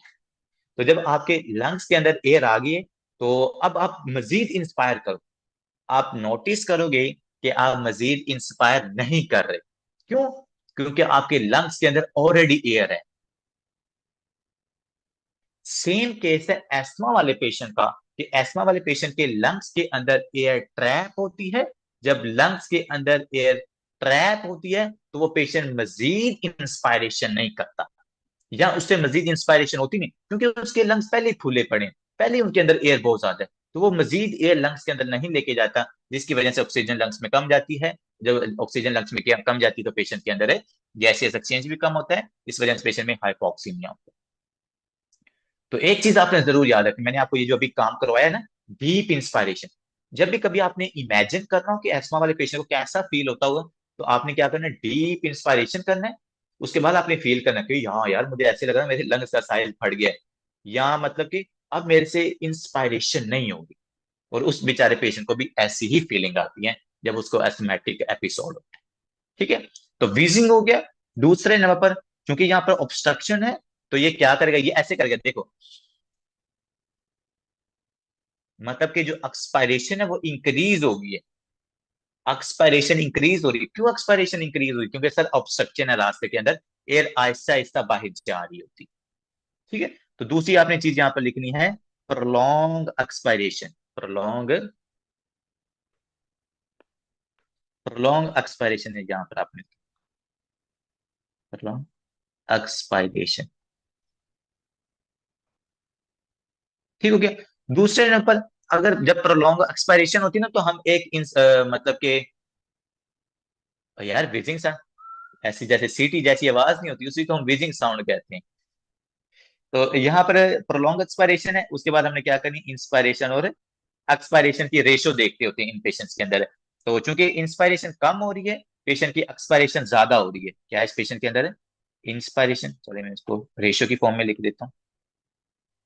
ऊपर इंस्पायरेशन, नीचे एक्सपायरेशन। इंस्पायरेशन कम हो रही है, एक्सपायरेशन ज्यादा होगी, तो इन दोनों की जो नेट रिजल्ट होगा, इंस्पायरेशन एक्सपायरेशन जो रेशो होगी, वो पेशेंट की आपको डिक्रीज मिलती होगी। ठीक है, ये रेशो आपने यहाँ पर याद रखनी है। तीसरे बट नंबर पर भाई, आते हैं सर। हाँ जी जी। इस तरह तो obstructive lung disease restrictive lung disease में बदल सकती हैं। मैडम जी ऑब्स्ट्रक्ट, लेकिन ये हमारे पास डोमिनेंटली क्या है, ये डोमिनेंटली क्या है, डोमिनेंटली तो हमारे पास एक्सपायरेशन में प्रॉब्लम है ना आपको। ठीक।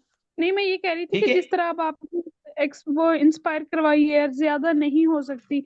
अब जब ट्रैप होगी हम्म, तो जो पेशेंट है वो सांस तो नहीं ले सकेगा ना।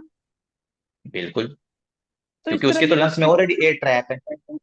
अब हाँ मैडम जी। ये मेरी बात सुने, अब उसके लंग्स के अंदर एयर ट्रैप है या नहीं, है।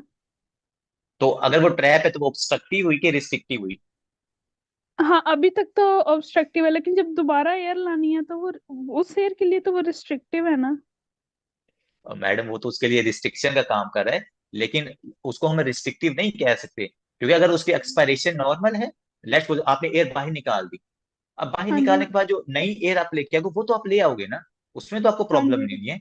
प्रॉब्लम मुझे ये है कि जो ऑलरेडी एयर ट्रैप हुई पड़ी है, और वो क्यों ट्रैप है, वो क्योंकि मेरे पास ऑब्स्ट्रक्शन है। हाँ, ठीक। हाँ जी। ठीक है, तो ये चीज आपने यहाँ पे, क्योंकि इसलिए हम इसके लिए टर्म यूज करते हैं, डोमिनेंटली पेशेंट के अंदर ऑब्स्ट्रक्शन है।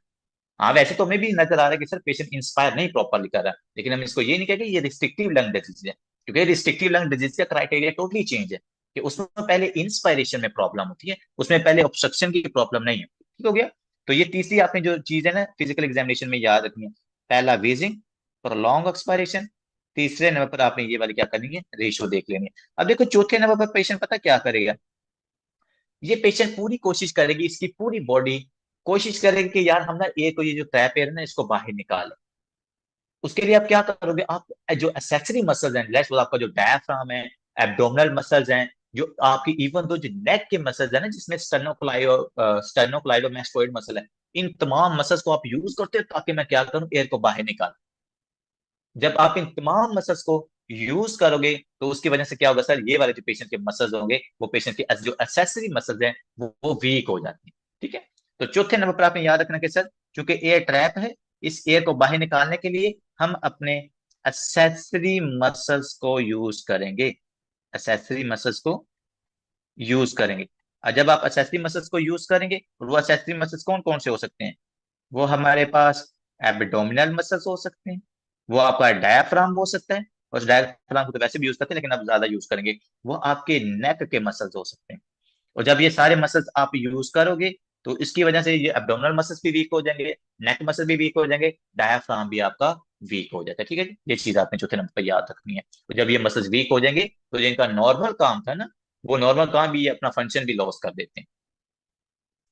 पांचवें नंबर पर है सर, और इस पेशेंट के अंदर क्या आता है, क्योंकि सर इस पेशेंट में हाइपोक्सिया है, ऑक्सीजन कम है, और जब ऑक्सीजन कम होती है कार्डिक आउटपुट के अंदर जो हमारे पास ऑक्सीजन होती है, वो ऑक्सीजन के अंदर जो बैरोसेप्टर सॉरी कीमोरेसेप्टर वो डिटेक्ट करते हैं कि ऑक्सीजन कम है।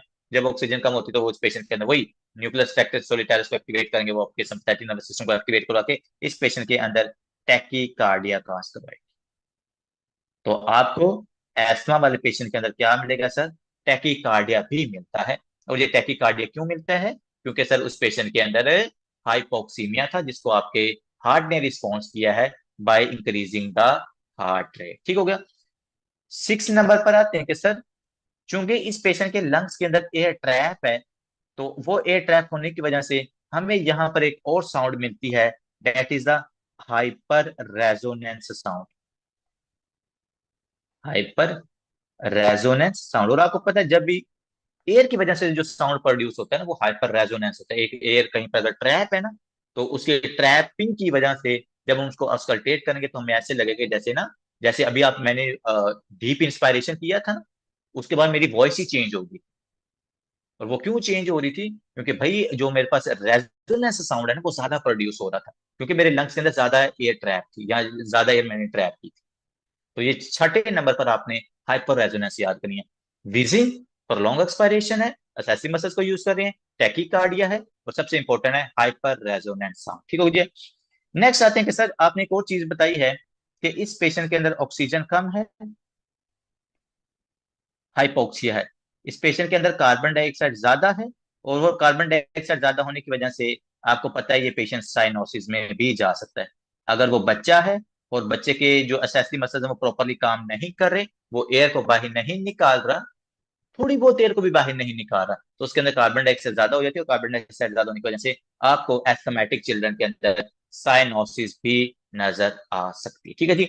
Let's start the assessment. देखें जी, दो तीन मैं आपको एसेसुएशन बताऊंगा कि दो तीन ऐसी कंडीशंस होती हैं जिनके अंदर पेशेंट के अंदर ना एस्मा प्रेजेंट हो सकता है। वो एसेसुएशन आपने याद रखनी है।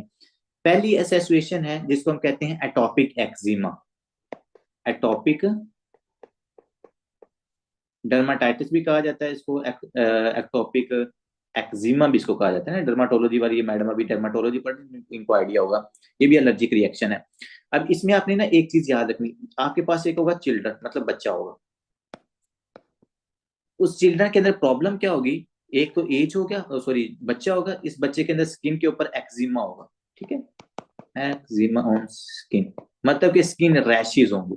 बच्चा आपके पास 13-14 साल का, स्किन के ऊपर उसके रैशेज होंगे। ठीक है, और रैशेज होने के साथ साथ ना इस पेशेंट के अंदर क्या हो सकता है सर, एस्थमा हो सकता है। तो ये हमारे पास क्या होगी सर, एसेसुएशन होगी है किसकी, आपके पास स्किन एक्जिमा की एस्थमा के साथ। तीन चीजें, बच्चा मतलब एक चिल्ड्रन होना चाहिए, दूसरे नंबर पर एक्जिमा उसको होना चाहिए, स्किन के ऊपर रैशेज होने चाहिए, और तीसरे नंबर पर पेशेंट के अंदर एस्थमा होना चाहिए। ठीक है जी। तो ये इसको हम कहते हैं एटॉपिक डर्माटाइटिस एसोसिएटेड एस्थमा। ये चीज आपने याद रखनी है कि जिन बच्चों के अंदर एस्थमा होता है ना, कि उनके अंदर आपने एक्जिमा को देखना होता है कि इनके अंदर स्किन के ऊपर रैशेज तो नहीं है, क्योंकि they are mostly associated with one another. और जो दूसरी अपनी एसोसिएशन याद रखनी जिसको हम कहते हैं सेम्टर स्ट्राइएड, ये काफी इंपॉर्टेंट है। ये सेम्टर स्ट्राइएड आपने याद रखना है। सेम्टर ये मेडिसिन के अंदर भी है, सर्जरी के अंदर भी है, बेसिक के अंदर भी है, ये सेम्टर ट्राइएड। आपकी पैथोमा ने भी ये सेम्टर ट्राइएड का वर्ड लिखा हुआ। ठीक है, तो इसको हम देखते हैं कि इस ट्राइएड के अंदर कितनी चीजें होती हैं। सबसे पहले तो चूंकि हम एस्मा पढ़ रहे हैं, तो इस सेम्टर ट्राइएड्स के अंदर एस्मा पेशेंट में प्रेजेंट होगा। ठीक है, दूसरे नंबर पर इस पेशेंट के अंदर होगा नेजल पॉलिप्स, कि इसका जो नेजल कैविटी वहां पर पॉलिप्स बने होते हैं, बन जाते हैं। और नेजल पॉलिप के साथ साथ इसको रीनोसाइनोसाइटिस भी होता है, रीनोसाइनोसाइटिस। इसकी जो साइनोसिस होती है वहां पर इन्फ्लामेशन, पहले वैसे स्टार्ट के अंदर इन्फ्लामेशन होती है, वो बाद में नेजल पॉलिप्स बन जाते होते हैं। जिस भी बंदे को बार बार एलर्जिक रिएक्शन होता है ना, तो उसको मैं रिकमेंड करूंगा कि भाई ये नेजल पॉलिप्स की स्क्रीनिंग वो जरूर करवाए, क्योंकि एलर्जिक रिएक्शन वाले पेशेंट के अंदर नेजल पॉलिप्स होने का चांस ज्यादा होता है। ठीक है, क्योंकि बार बार आपका जो नेजल कैविटी है वो बार बार इरिटेट हो रही होती है, तो उसकी बार बार इरिटेशन की वजह से it can lead towards the abnormal growth like the nasal polyps. ठीक है, एस्थमा है, नेजल पॉलिप्स है, और तीसरी एसोसिएशन क्या है सर, एस्प्रीन। कि पेशेंट ने क्या करता है, जो पेशेंट आपके पास एस्प्रीन यूज करता है, एस्प्रीन यूज करने की वजह से पेशेंट के अंदर एस्थमा और पेशेंट के अंदर नेजल पॉलिप्स की अगर फॉर्मेशन होती है, इसको हम कहते हैं सेम्टर स्ट्राइएट। मैं फिर कह रहा हूँ सेम्टर स्ट्राइएट क्या है, जिसमें तीन चीजें याद रखनी है। किसी भी रीजन, किसी और रीजन की वजह से पेशेंट आपके पास एस्प्रिन या कोई भी एंसिल ले रहा है, स्पेसिफिकली बताया जाता है इसका एस्प्रिन का, वो एस्प्रिन यूज कर रहे हैं, इस एस्प्रिन ने क्या किया कि उस पेशेंट के अंदर उसने नेजल पॉलिप्स या रिनोसाइनोसाइटिस काज करवा दिए, इसके साथ इसने एस्थमा काज करवा दी। ठीक है, ये एसोसिएशन है जिसको हम सेम्टर सिंड्रोम या सेम्टर स्ट्राइएट कहते हैं। कैसे डेवलप होता है, क्यों होता है, we don't know about anything,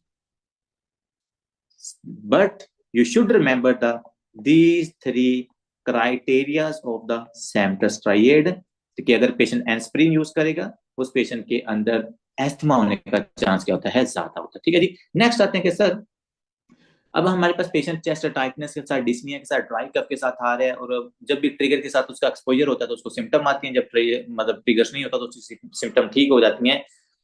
मुझे लग रहा है कि इस पेशेंट क्लिनिकल सिम्टम्स की बेस के ऊपर कि इस पेशेंट के अंदर एस्थमा हो सकता है।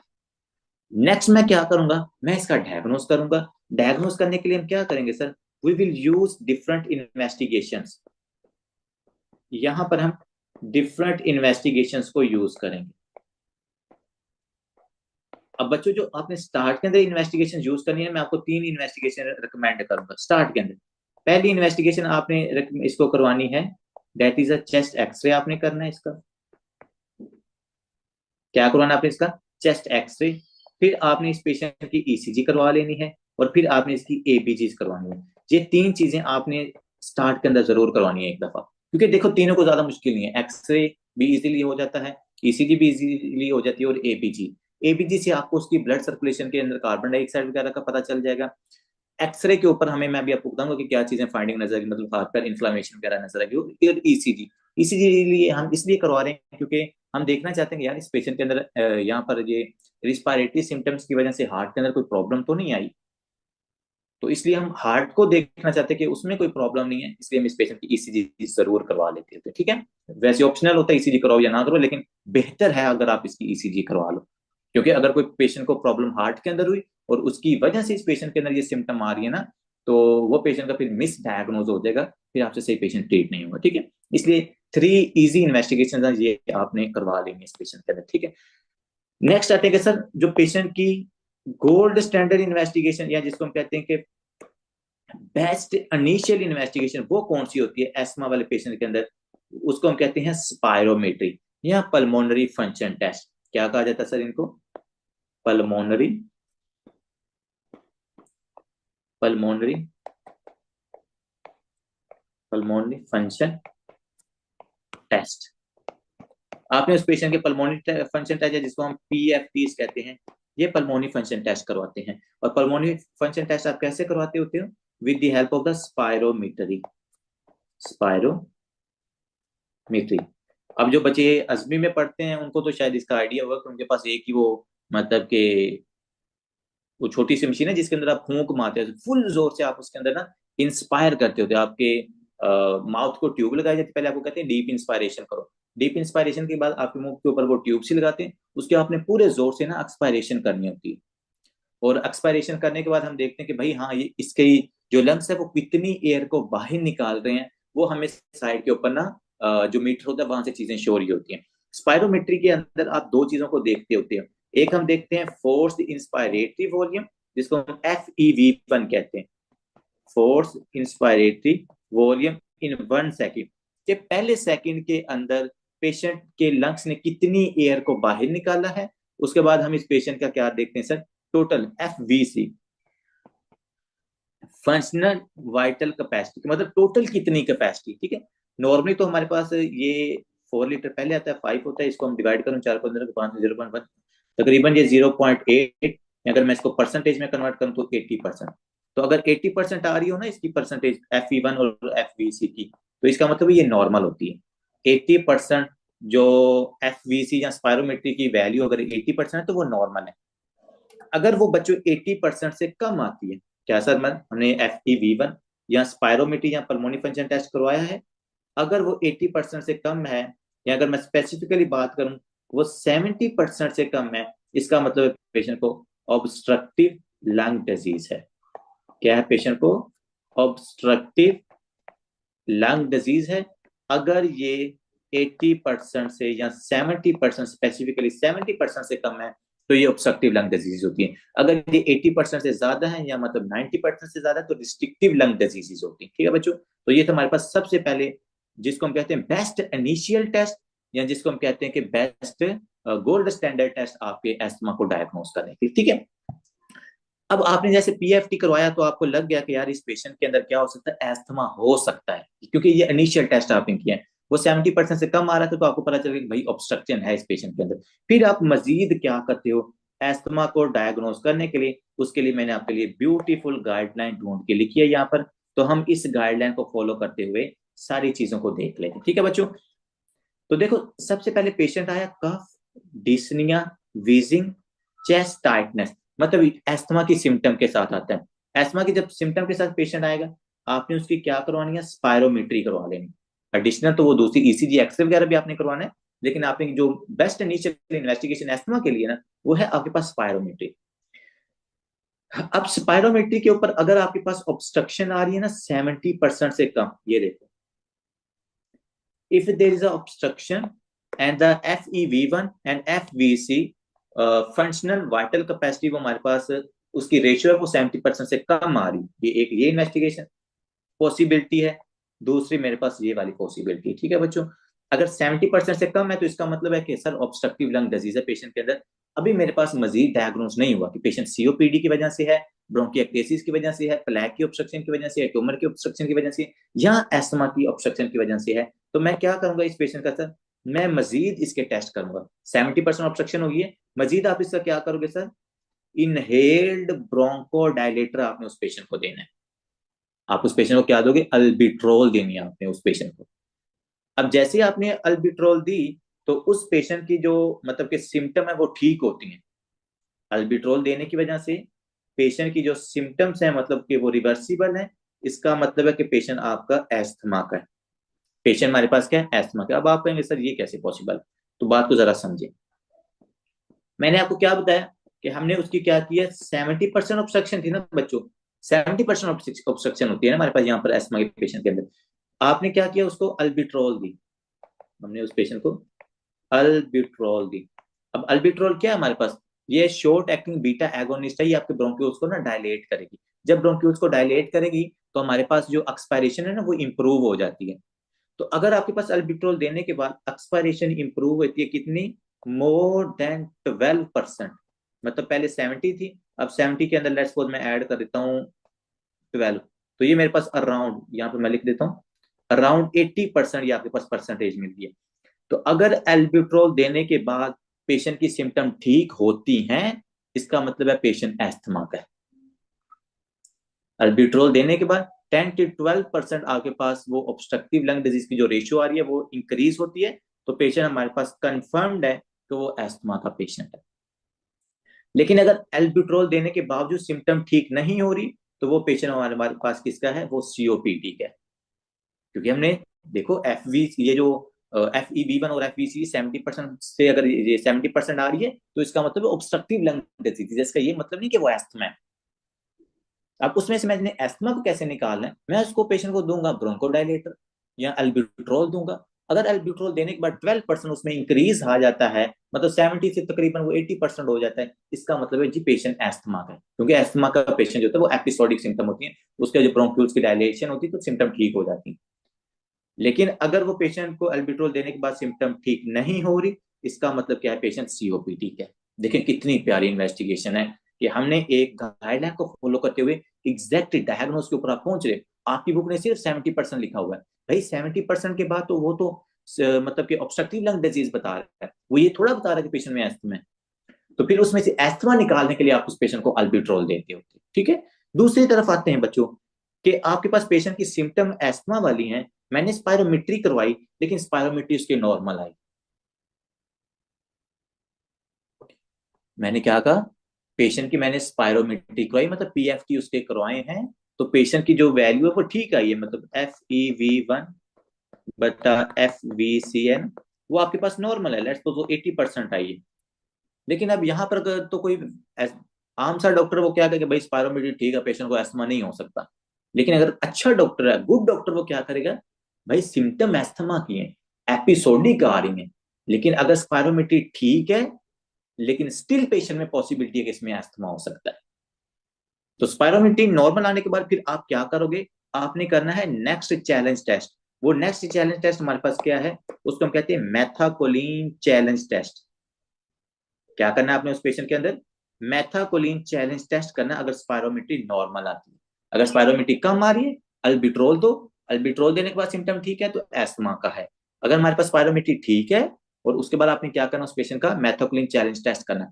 अब मैथाकोलिन चैलेंज टेस्ट अगर आपका पॉजिटिव आता है, इसका मतलब क्या है, पेशेंट आपका एस्मा का है।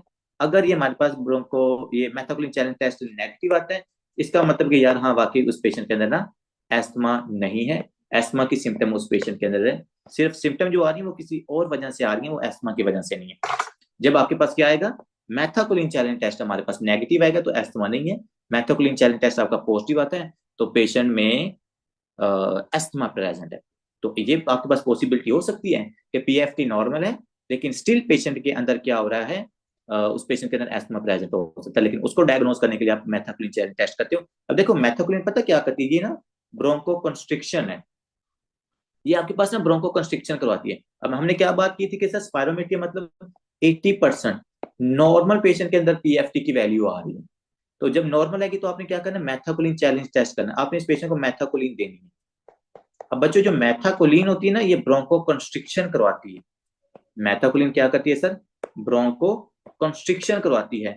और मैथाकोलिन देने के बाद अगर इस पेशेंट की ये वाली जो रेशियो है, ये 20% से ज्यादा कम होती है, क्या ये 20% से ज्यादा कम होगी, लेट्स सपोज ये 80 से हमारे पास दोबारा किसने पे चली जाती है, 60 के ऊपर, मैथाकोलिन देने के बाद दोबारा फिर आप इसका पीएफटी के करते हो, और दोबारा पीएफटी करने के बाद हमें अगर ये 60% मिलती है, मतलब 20% से ज्यादा कम हो रही है, वो 60 हो सकता है, 55 हो सकता है, 50 हो सकता है, तो अगर ये 20% से ज्यादा कम हो रही है, इसका मतलब पेशेंट में एस्मा प्रेजेंट है। अल्बिट्रोल देने के ऊपर अगर वो इंक्रीज हो रही है तो एस्मा प्रेजेंट है। अगर वो हमारे पास मैथाकोलिन देने के बाद 20% वो डिक्रीज हो रही है, इसका मतलब पेशेंट में स्टिल एस्थमा प्रेजेंट हो सकता है। ये बहुत प्यारी गाइडलाइन है जो आपने याद रखनी है, क्योंकि ये हर तरीके से आपके एस्थमा के पेशेंट को डायग्नोज कर लेगी, आपको मिस डायग्नोज नहीं होने देगी। सिम्टम स्पायरोमेट्री, स्पायरोमेट्री अगर एबनॉर्मल है मतलब 70% है, तो आपने पेशेंट का अल्बिट्रोल वाला टेस्ट करना है। अगर ये ठीक है तो मैथाकोलिन चैलेंज टेस्ट करना है। मैथाकोलिन चैलेंज टेस्ट करने के बाद अगर मैथाकोलिन पॉजिटिव आता है, पेशेंट में एस्थमा प्रेजेंट है, अगर वो नेगेटिव आता है तो पेशेंट में एस्थमा प्रेजेंट नहीं होगा। ठीक है बच्चों, तो यहाँ पर आपका ये पेशेंट क्या हो जाता है, डायग्नोज हो जाता है। लेकिन मैंने आपको बताया था कि आपने एक्सरे भी करवाना है। अब देखो, जब आप इसका एक्सरे करोगे तो आपको क्या मिलेगी एक्सरे के ऊपर, हाइपर इन्फ्लेशन, हाइपर इन्फ्लेशन। आपको जो लंग्स है वो काफी ज्यादा ब्लैक्स नजर आएंगे, क्यों, क्योंकि उनके अंदर एयर ट्रैप है। ठीक है, दूसरा मैंने आपको बताया कि आपने उस पेशेंट की ना एबीजी करवानी है, आर्टीरियल ब्लड गैसेज आपने चेक करनी है। और आर्टीरियल ब्लड गैसेज जब आप चेक करोगे तो वहां पर कार्बन डाइऑक्साइड की कम या ज्यादा होगी ना। तो स्टार्ट के अंदर उस पेशेंट की कार्बन डाइऑक्साइड क्या होती है हमारे पास सर, क्योंकि हाइपर इन्फ्लेट कर रहा होता है, वो ज्यादा कार्बन डाइऑक्साइड को बाहर फेंक रहा होता है, उसके एब्डोमिनल मसल्स ठीक होते हैं, डायफ्राम ठीक होता है, नेक के मसल ठीक होते हैं, तो वो जोर जोर से क्या कर रहा होता है, कार्बन डाइऑक्साइड को बाहर निकाल रहा होता है, हाइपर वेंटिलेट कर रहा होता है। तो जब पेशेंट हाइपर वेंटिलेट करेगा ना, हाइपर वेंटिलेशन करता है, तो उसकी जो एबीजीज है वहां पर आपको कार्बन डाइऑक्साइड क्या मिलेगी, कम मिलेगी। जब कार्बन डाइऑक्साइड कम मिलती है तो पेशेंट की जो पीएच है वो क्या हो जाती है, इंक्रीज हो जाती है, जिसको हम क्या कहेंगे, रिस्पायरेटरी अल्कालोसिस। जब आप कार्बन डाइऑक्साइड को बाहर निकाल रहे हो तो रिस्पायरेटरी अल्कालोसिस। अब बार बार बाहर कार्बन डाइऑक्साइड निकाल निकाल के आपके जो मसल्स हैं वो फटीग हो गए, अब वो ना आपकी कार्बन डाइऑक्साइड को या एयर को बाहर नहीं निकाल, अब वो एयर को बाहर नहीं निकाले। जब आप एयर को बाहर नहीं निकालोगे तो पेशेंट में क्या होगा, वेंटिलेटर फेलियर, जिसको मैं क्या कहता हूँ, हाइपोवेंटिलेशन। जब आप हाइपोवेंटिलेशन करोगे तो अब क्या होगा सर, अब पीएच, क्योंकि कार्बन डाइऑक्साइड बाहर नहीं जाएगी, तो पीएच क्या हो जाएगी, पेशेंट की ड्रॉप हो जाएगी, और अब पेशेंट के अंदर क्या नजर आएगा, रिस्पायरेटरी एसिडोसिस। क्या नजर आएगा पेशेंट के अंदर, रिस्पायरेटरी एसिडोसिस।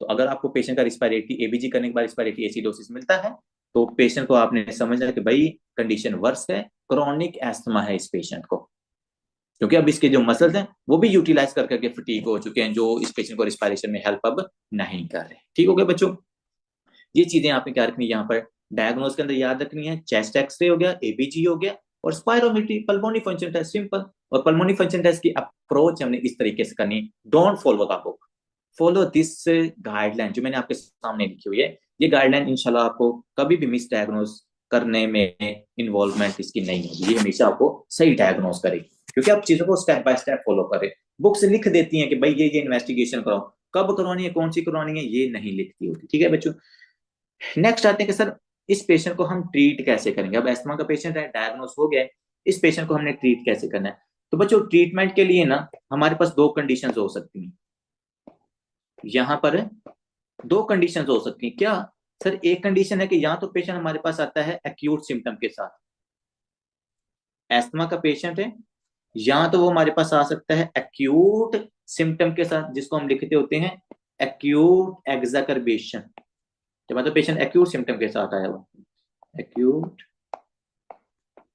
एग्जेजरेशन, या पेशेंट हमारे पास आ सकता है क्रॉनिक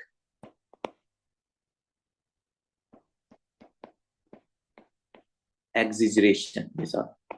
तो मतलब पेशेंट को ना काफी पुराना एस्थमा, कुछ 6 मंथ या कुछ 6 मंथ तो नहीं लगेंगे, वैसे ज्यादा ही टाइम लगेगा, तो 2-3 साल की पेशेंट की हिस्ट्री होगी है ना इसकी एस्थमा की। ठीक है, ऑन दी अदर पेशेंट हमारे पास ना एक्यूट सिम्टम के साथ आ रहा है। अब एक्यूट वाले के साथ और ट्रीटमेंट होगा, जो क्रॉनिक होगा उसके अंदर हमारा ट्रीटमेंट और होगा। सबसे पहले बात करते हैं कि सर अब हम बैठे हुए हैं इमरजेंसी के अंदर है, और पेशेंट मेरे पास वहां पर आता है, वो पेशेंट हमारे पास सीवियर शॉर्टनेस ऑफ ब्रेथ है, उसको पेशेंट को ड्राई कफ हो रही है, साथ पेशेंट के अंदर ना चेस्ट टाइटनेस हो रही है। ठीक है, आपने पीएफटी करवाया तो मुझे पता चला पेशेंट के अंदर क्या है सर, एस्थमा का, एस्थमा है पेशेंट के अंदर, अक्यूट सिम्टम के साथ आ रहा है। जब अक्यूट सिम्टम के साथ आएगा तो उस पेशेंट का आपने ट्रीटमेंट कैसे करना है।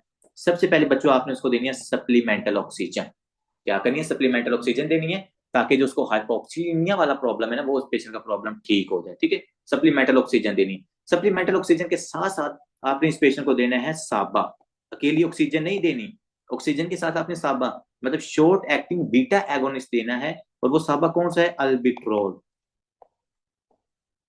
ऑक्सीजन के साथ आपने इस पेशेंट को अल्बिट्रोल देना है, ताकि जो अल्बिट्रोल आप उसको दोगे ना, तो ये ब्रोंकोडायलेटर है, ये ब्रोंक्यूल्स को डायलेट कर देगा। जब ब्रोंक्यूल्स को डायलेट करेगा तो वो हमारे पास ऑक्सीजन लंग्स में जाएगी, और वहां से गैसेस एक्सचेंज होगा, पेशेंट का हाइपोक्सीमिया इंप्रूव हो जाएगा। ठीक है, ऑक्सीजन आपने देनी है, अक्यूट सिम्टम के साथ आ रहा है, ऑक्सीजन के साथ आपने साबा देना है।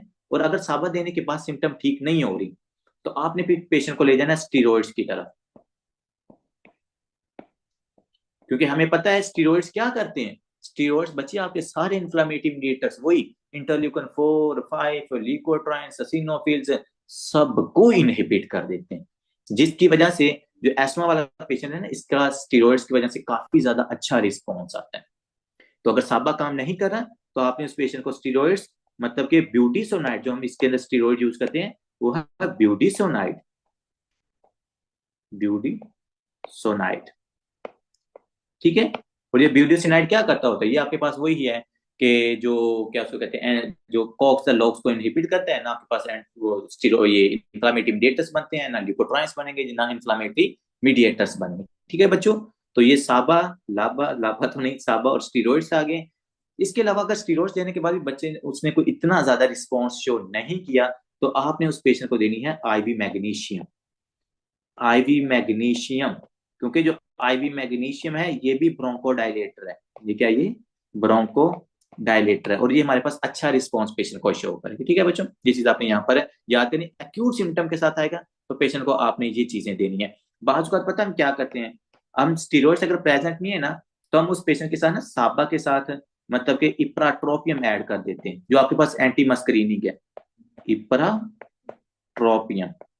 अगर आपके पास स्टीरॉइड्स नहीं है तो आपने इप्राट्रोपियम उस पेशेंट के अंदर यूज करनी होती है, क्योंकि एक दफा ब्रोंकोडायलेटर हो रहा है, दूसरे नंबर मस्करीनिक रिसेप्टर भी जो ब्रोंकोकंस्ट्रिक्शन करवाते हैं आप उनको इनहिबिट भी कर रहे हैं, ठीक है, वो एंटी मस्करीनिक ड्रग्स होती हैं, जैसे कि इप्राट्रोपियम होती है, टीओट्रोपियम होती है, लेकिन ज्यादातर जो कॉम्बिनेशन आप यूज करते हैं ना वो साबा और इप्राट्रोपियम का हम यूज करते हैं एक्यूट सिम्टम के साथ। वैसे क्रोनिक के अंदर भी हम इसको यूज कर सकते हैं, ठीक है। ऑक्सीजन देनी है, साबा देनी है सर, अगर मेरे पास साबा से काम नहीं चल रहा तो स्टीरॉइड्स देने हैं, अगर मेरे पास स्टीरॉइड्स भी नहीं है तो आईवी मैग्नीशियम दे देनी है, अगर आपके पास स्टीरॉइड और मैग्नीशियम नहीं है तो आपने साबा और इप्राट्रोपियम का क्या करना है, कॉम्बिनेशन दे देना है।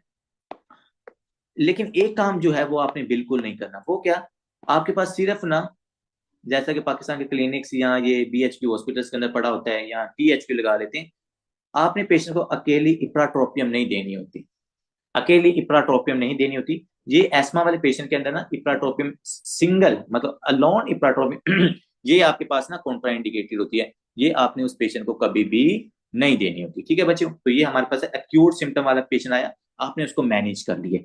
अब बात करते हैं हमारे पास नेक्स्ट कि सर जो क्रोनिक एस्मा का पेशेंट है या क्रोनिक एक्साकर्बेशन का पेशेंट, उसको हम कैसे मैनेज करेंगे, ये सबसे इंपॉर्टेंट बात है, क्योंकि जो एस्मा है ये ज्यादातर ये क्रोनिक सिम्टम है, पेशेंट आया एक दफा आपने उसको मतलब मैनेज कर लिया, लेकिन पेशेंट को एस्मा है तो आपने लॉन्ग टर्म ट्रीटमेंट क्या उसका पेशेंट का चलाना है, तो ये आपने यहाँ पर याद रखना है, जिसके लिए मैं लिखता हूँ क्रोनिक एस्थमा ट्रीटमेंट। जब आपने लॉन्ग टर्म के ऊपर डालना है तो कौन कौन सी ड्रग्स के ऊपर डालना है और किस स्टेज के ऊपर आपने कौन सी ड्रग्स ऐड करनी है, ये आपने यहाँ पर बात याद रखनी है। ये बहुत इंपॉर्टेंट है जो एस्मा की स्टेजिंग है और मेंटेनेंस ड्रग है, ज्यादातर डॉक्टर्स ने ये चीज बोलते हैं, लेकिन इंशाल्लाह आज हमने इसको नहीं बोलना। बुक्स ने इसको काफी कॉम्प्लिकेटेड लिखा हुआ, लेकिन हमने इसको कॉम्प्लिकेट नहीं करना। देखो बच्चों, क्रोनिक एस्मा का जो पेशेंट है ना, इसको ट्रीटमेंट करने से पहले आपने पहले दो चीजें देखनी है, मैं दो चीजें आपको रिकमेंड करूंगा। पहले क्या चीजें देखनी है कि पेशेंट की जो सिम्टम्स हैं वो सिम्टम्स पेशेंट की इंटरमीडिएट है या परसिस्टेंट है, ये दो चीजें आपने याद रखनी है, सिम्टम्स इंटरमीडिएट है। अब देखो आप पेशेंट ये जो क्रॉनिक वाला है ना, ये आपके पास वहां पर मतलब कि ये वाले जो पेशेंट होते हैं ये आपके वार्ड्स के अंदर आते हैं, ये इमरजेंसी में नहीं आते। वार्ड्स में आके आपको कहेंगे डॉक्टर साहब मुझे ना कल ये वाली प्रॉब्लम हुई थी, सांस लेने में कल मुझे दिक्कत हुई थी, या मुझे परसों रात को ना सांस लेने में दिक्कत हुई थी। तो अब आपने उसका डायग्नोज इन्वेस्टिगेशन वगैरह की तो आपको पता चला कि यार ये पेशेंट ना क्रोनिक एस्थमा का है। तो क्रोनिक एस्थमा अब आपने इसको लॉन्ग टर्म ट्रीटमेंट के ऊपर डालना है ना, तो वो आपने किस तरह डालना है। पहली चीज आपने देखनी है सिम्टम्स इस पेशेंट की इंटरमीडिएट है, पेशेंट की सिम्टम्स इंटरमीडिएट का क्या मतलब होता है, नॉट कंटिन्यू, मतलब कभी होती है कभी नहीं होती। दूसरी तरफ आपने देखना है कि इस पेशेंट की जो सिम्टम है वो परसिस्ट है, परसिस्टेंट और परसिस्टेंट ऑफ सिम्टम, कि सिम्टम बिल्कुल कंटिन्यू है मतलब। तो दो चीजें आपने देखेंगे, इंटरमीडिएट है या पेशेंट की जो सिम्टम है वो हमारे पास परसिस्ट है। फिर परसिस्ट के अंदर भी आपने एक दो चीजें और देखनी है कि जो इस पेशेंट की कंटिन्यूसली सिम्टम आ रही हैं वो माइल्ड है या वो मॉडरेट है या वो स्वीयर है।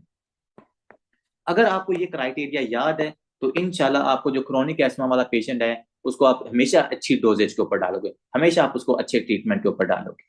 क्योंकि जो एस्मा वाला पेशेंट है ना बच्चों, एक बात याद रखना, हमने इसकी बार बार ड्रग्स हमें ना इसकी चेंज करनी पड़ती है, तो फिर हम किस हमारे पास ऐसा क्राइटेरिया होना चाहिए ना जिसकी बेस के ऊपर मैं इसकी ड्रग्स को चेंज कर सकूं। तो वो क्राइटेरिया क्या है वो मैं आपको अभी बताता हूँ।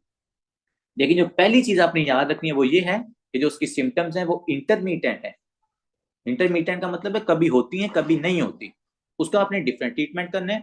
दूसरी जो चीज आपने देखनी है वो है कि पेशेंट की जो सिम्टम्स हैं वो परसिस्ट है, तो उसका जो आपने ट्रीटमेंट करना है वो आपने डिफरेंट करना है। ठीक हो गया। अब नेक्स्ट आते हैं जी, अगर पेशेंट की सिम्टम्स इंटरमीडिएट है, अगर पेशेंट की सिम्टम्स क्या है इंटरमीडिएट, मुझे यहाँ पर लाइन लगाने दे। इन केस पेशेंट की सिम्टम्स अगर आपको इंटरमीडिएट मिलती हैं तो आपने उसका क्या ट्रीटमेंट करना है, और अगर आपको उसकी सिम्टम्स कंटिन्यू मिलती हैं तो आपने उसका क्या ट्रीटमेंट करना है। यहाँ पर मैं लेफ्ट साइड की तरफ लिख रहा हूँ intermediate symptoms, intermediate intermediate symptoms. अब इसके ऊपर मैं क्यों इतना ज्यादा टाइम खपा रहा हूँ अभी आपको आइडिया हो जाएगा जब आप एग्जैक्ट इसका ट्रीटमेंट कर दोगे इस पेशेंट इंटरमीडिएट, और दूसरी तरफ है sir persistent symptoms. persistent symptoms। अब देखो बच्चों, सबसे पहले ना इन ये जो इंटरमीडिएट और जो परसिस्टेंट होते हैं ना, इनको हम स्टेप वाइज ट्रीटमेंट इनका करते हैं, ठीक है जी। तो जो सबसे पहला आपका स्टेप होता है ना, स्टेप 1, जो हमारे पास क्या है, नंबर 1 स्टेप आपने स्टार्ट करना है बच्चों। इसके अंदर हम क्या करते होते हैं, नंबर 1 होता है ओनली साबा। नंबर 1 क्या होता है सर, ओनली साबा। साबा का क्या मतलब है कि इस पेशेंट को साबा पीआरएन के ऊपर आपने डालना है। साबा का क्या है सर, अल्बिट्रोल। तो अगर कहीं पर लिखा जाता है कि एस्थमा का पेशेंट है और वो स्टेप 1 ट्रीटमेंट के ऊपर है, वो स्टेप 1 थेरेपी के ऊपर है, तो आपको उसी टाइम पता चल जाना चाहिए कि उस पेशेंट को सिर्फ अल्बिट्रोल दी जा रही है, उसको सिर्फ अल्बिट्रोल दी जा रही है, और वो अल्बिट्रोल उस पेशेंट को पीआरएन दी जा रही है। पीआरएन का क्या मतलब होता है, पीआरएन का मतलब है जब उसको चाहिए होती है। ये कोई मतलब कुछ इटालियन वर्ड है, पता नहीं, पर रेक्टा ओना कोई इस तरह, नाजा इस तरह को इसका मतलब होता है, लेकिन हम अपनी जुबान में समझें तो इसका मतलब होता है जब आपको उसकी जरूरत होती है। लेट्स सपोज पेशेंट एस्थमा का है, उसका एलर्जन के साथ एक्सपोजर हुआ, उसमें सिम्टम आना शुरू होगी, तो उसी दौरान उसने क्या करना है, उसको यूज करना है, आगे पीछे यूज नहीं करना। जब सिम्टम आएंगे उसी दौरान सिर्फ यूज करना है। इसके लिए हम यूज करते हैं साबा पीआरएन। जब उसको सिम्टम आएंगे तब उसने यूज करना है, ठीक है। ये होता है स्टेप 1 ट्रीटमेंट। जो आपके पास इंटरमीडिएट सिम्टम वाले पेशेंट्स होते हैं ना, इंटरमीडिएट सिम्टम वाले पेशेंट का क्या मतलब है, जिनको कभी कभी सिम्टम्स होती हैं, लेकिन इसका भी क्राइटेरिया, जो कभी कभी सिम्टम होंगी वो कितनी है वो आपने देखनी है यहाँ पर। अगर उस पेशेंट के अंदर एक हफ्ते में 2 दफा सिम्टम आती हैं, 2 डेज सिम्टम पर वीक, हफ्ते में 2 दिन आ रही है ना, इसका मतलब है कि वो कंटिन्यू तो नहीं है ना, इंटरमीडिएट है। अगर उसको हफ्ते में 2 दिन सिम्टम आ रही है, या अगर उस पेशेंट को मतलब कि महीने में 2 दफा सिम्टम आ रही है लेकिन वो नाइट टाइम है, ये है पहला क्राइटेरिया आपकी इसका इंटरमीडिएट का। हफ्ते में 2 दफा सिम्टम आ रही हैं, और ये डॉक्टर भाई पूछते होते हैं पेशेंट की पूरी हिस्ट्री के अंदर। अगर हफ्ते में 2 दफा सिम्टम है, मतलब कि उसको मंडे को सिम्टम आई थी और उसको थर्सडे को सिम्टम आई थी, तो इसका मतलब है ये इंटरमीडिएट सिम्टम है। जहाँ फिर वो बताता है कि डॉक्टर साहब मतलब मुझे उस रात मतलब 26 तारीख की रात को मुझे क्या था, सिम्टम आई थी इस तरह एस्थमा की। फिर आपको आप पूछेंगे कि हाँ भाई ये 30 दिनों के अंदर आपको कितनी दफा सिम्टम आई, अगर वो आपको बताते हैं कि 2 दफा रात के टाइम आई थी, तो इसका भी मतलब है ये पेशेंट के अंदर इंटरमीडिएट सिम्टम है, इंटरमीडिएट एस्थमा इस पेशेंट के अंदर। तो जो इंटरमीडिएट एस्थमा वाला पेशेंट होता है, आपने उसका स्टेज 1 ट्रीटमेंट करना होता है। क्या करना आपने उसका, इंटरमीडिएट वाले पेशेंट का स्टेज 1 ट्रीटमेंट आपने करना है, इसका स्टेज 1 ट्रीटमेंट हम इसका लिखेंगे, स्टेज 1। अब आपको समझ आई मैं वो क्यों इतना खपा कर रहा था ऊपर, कि इसका हमने लिखना है स्टेप 1 ट्रीटमेंट, स्टेप 1 ट्रीटमेंट। और आपको पता है स्टेप 1 ट्रीटमेंट क्या है, कि इसको सिर्फ हमने अल्बिट्रोल देनी है, और अल्बिट्रोल इसको देनी के जब आपको सिम्टम आएंगे आपने यूज करनी है। How beautiful this concept is, कितनी प्यारी गाइडलाइन होगी, इतना हमने जबरदस्त उसका डायग्नोस किया, उसके बाद हमने उसका अभी ट्रीटमेंट स्टेप बाय स्टेप करना है। ऐसे ही नहीं हमने उसको अल्बिट्रोल लिख के दे देनी है, हम उस पेशेंट की पूरी हिस्ट्री लेंगे, हम उसको क्लासिफाई करेंगे कि इंटरमीडिएट एस्थमा है या पेशेंट का परसिस्टेंट एस्थमा की सिम्टम आ रही है। अगर इंटरमीडिएट आती है मतलब हफ्ते में 2 दफा आती है, या महीने में 2 दफा रात के टाइम आती है, इसका मतलब इंटरमीडिएट सिम्टम है। और इंटरमीडिएट सिम्टम वाले पेशेंट का हमने स्टेप 1 थेरेपी करनी होती है। और स्टेप 1 थेरेपी क्या होती है sir, only albuterol whenever this patient has symptoms. ये है beautiful treatment of the asthma, ठीक है। तो इंटरमीडिएट वाले के अंदर हमने सिर्फ स्टेप 1 थेरेपी करनी होती है। अब बात करते हैं हमारे पास सर परसिस्टेंट सिम्टम्स। अब मैंने आपको परसिस्टेंट का दूसरा क्राइटेरिया क्या बताया था, कि सर जो परसिस्टेंट वाला पेशेंट है ना, इसके अंदर 3 क्लासिफिकेशन होती हैं। परसिस्टेंट वाले के अंदर भी 3 क्लासिफिकेशन होती हैं। परसिस्टेंट हमारे पास माइल्ड हो सकती है, मतलब कंटिन्यू सिम्टम है, ये माइल्ड ये सिम्टम हो सकती हैं, ये हमारे पास मॉडरेट हो सकती हैं, ये हमारे पास सीवियर हो सकती है, ठीक है। अब जो माइल्ड परसिस्टेंट सिम्टम है सर, उनका क्या क्राइटेरिया, जो हमारे पास माइल्ड सिम्टम होती है, ये यहाँ पर लेस देन 2 डेज था ना, अगर more than 2 days per week है, हफ्ते में 2 दफा से ज्यादा मतलब 3 दफा उस पेशेंट को सिम्टम आएंगे, तो वो फिर हमारे पास माइल्ड परसिस्टेंट में कंसिडर होता है। या उस पेशेंट को more than 2 nights per month आती है, तो हमारे पास माइल्ड परसिस्टेंट सिम्टम की क्राइटेरिया में आता है, ठीक है। इसी तरह जो हमारे पास मॉडरेट है, मॉडरेट वाले का सर क्या क्राइटेरिया है, मॉडरेट वाले का क्राइटेरिया ये है कि उस पेशेंट को मतलब के डेली सिम्टम आएंगे। इसको मैं यहाँ पर सेपरेट कर लेते हैं थोड़ा सा। Come on.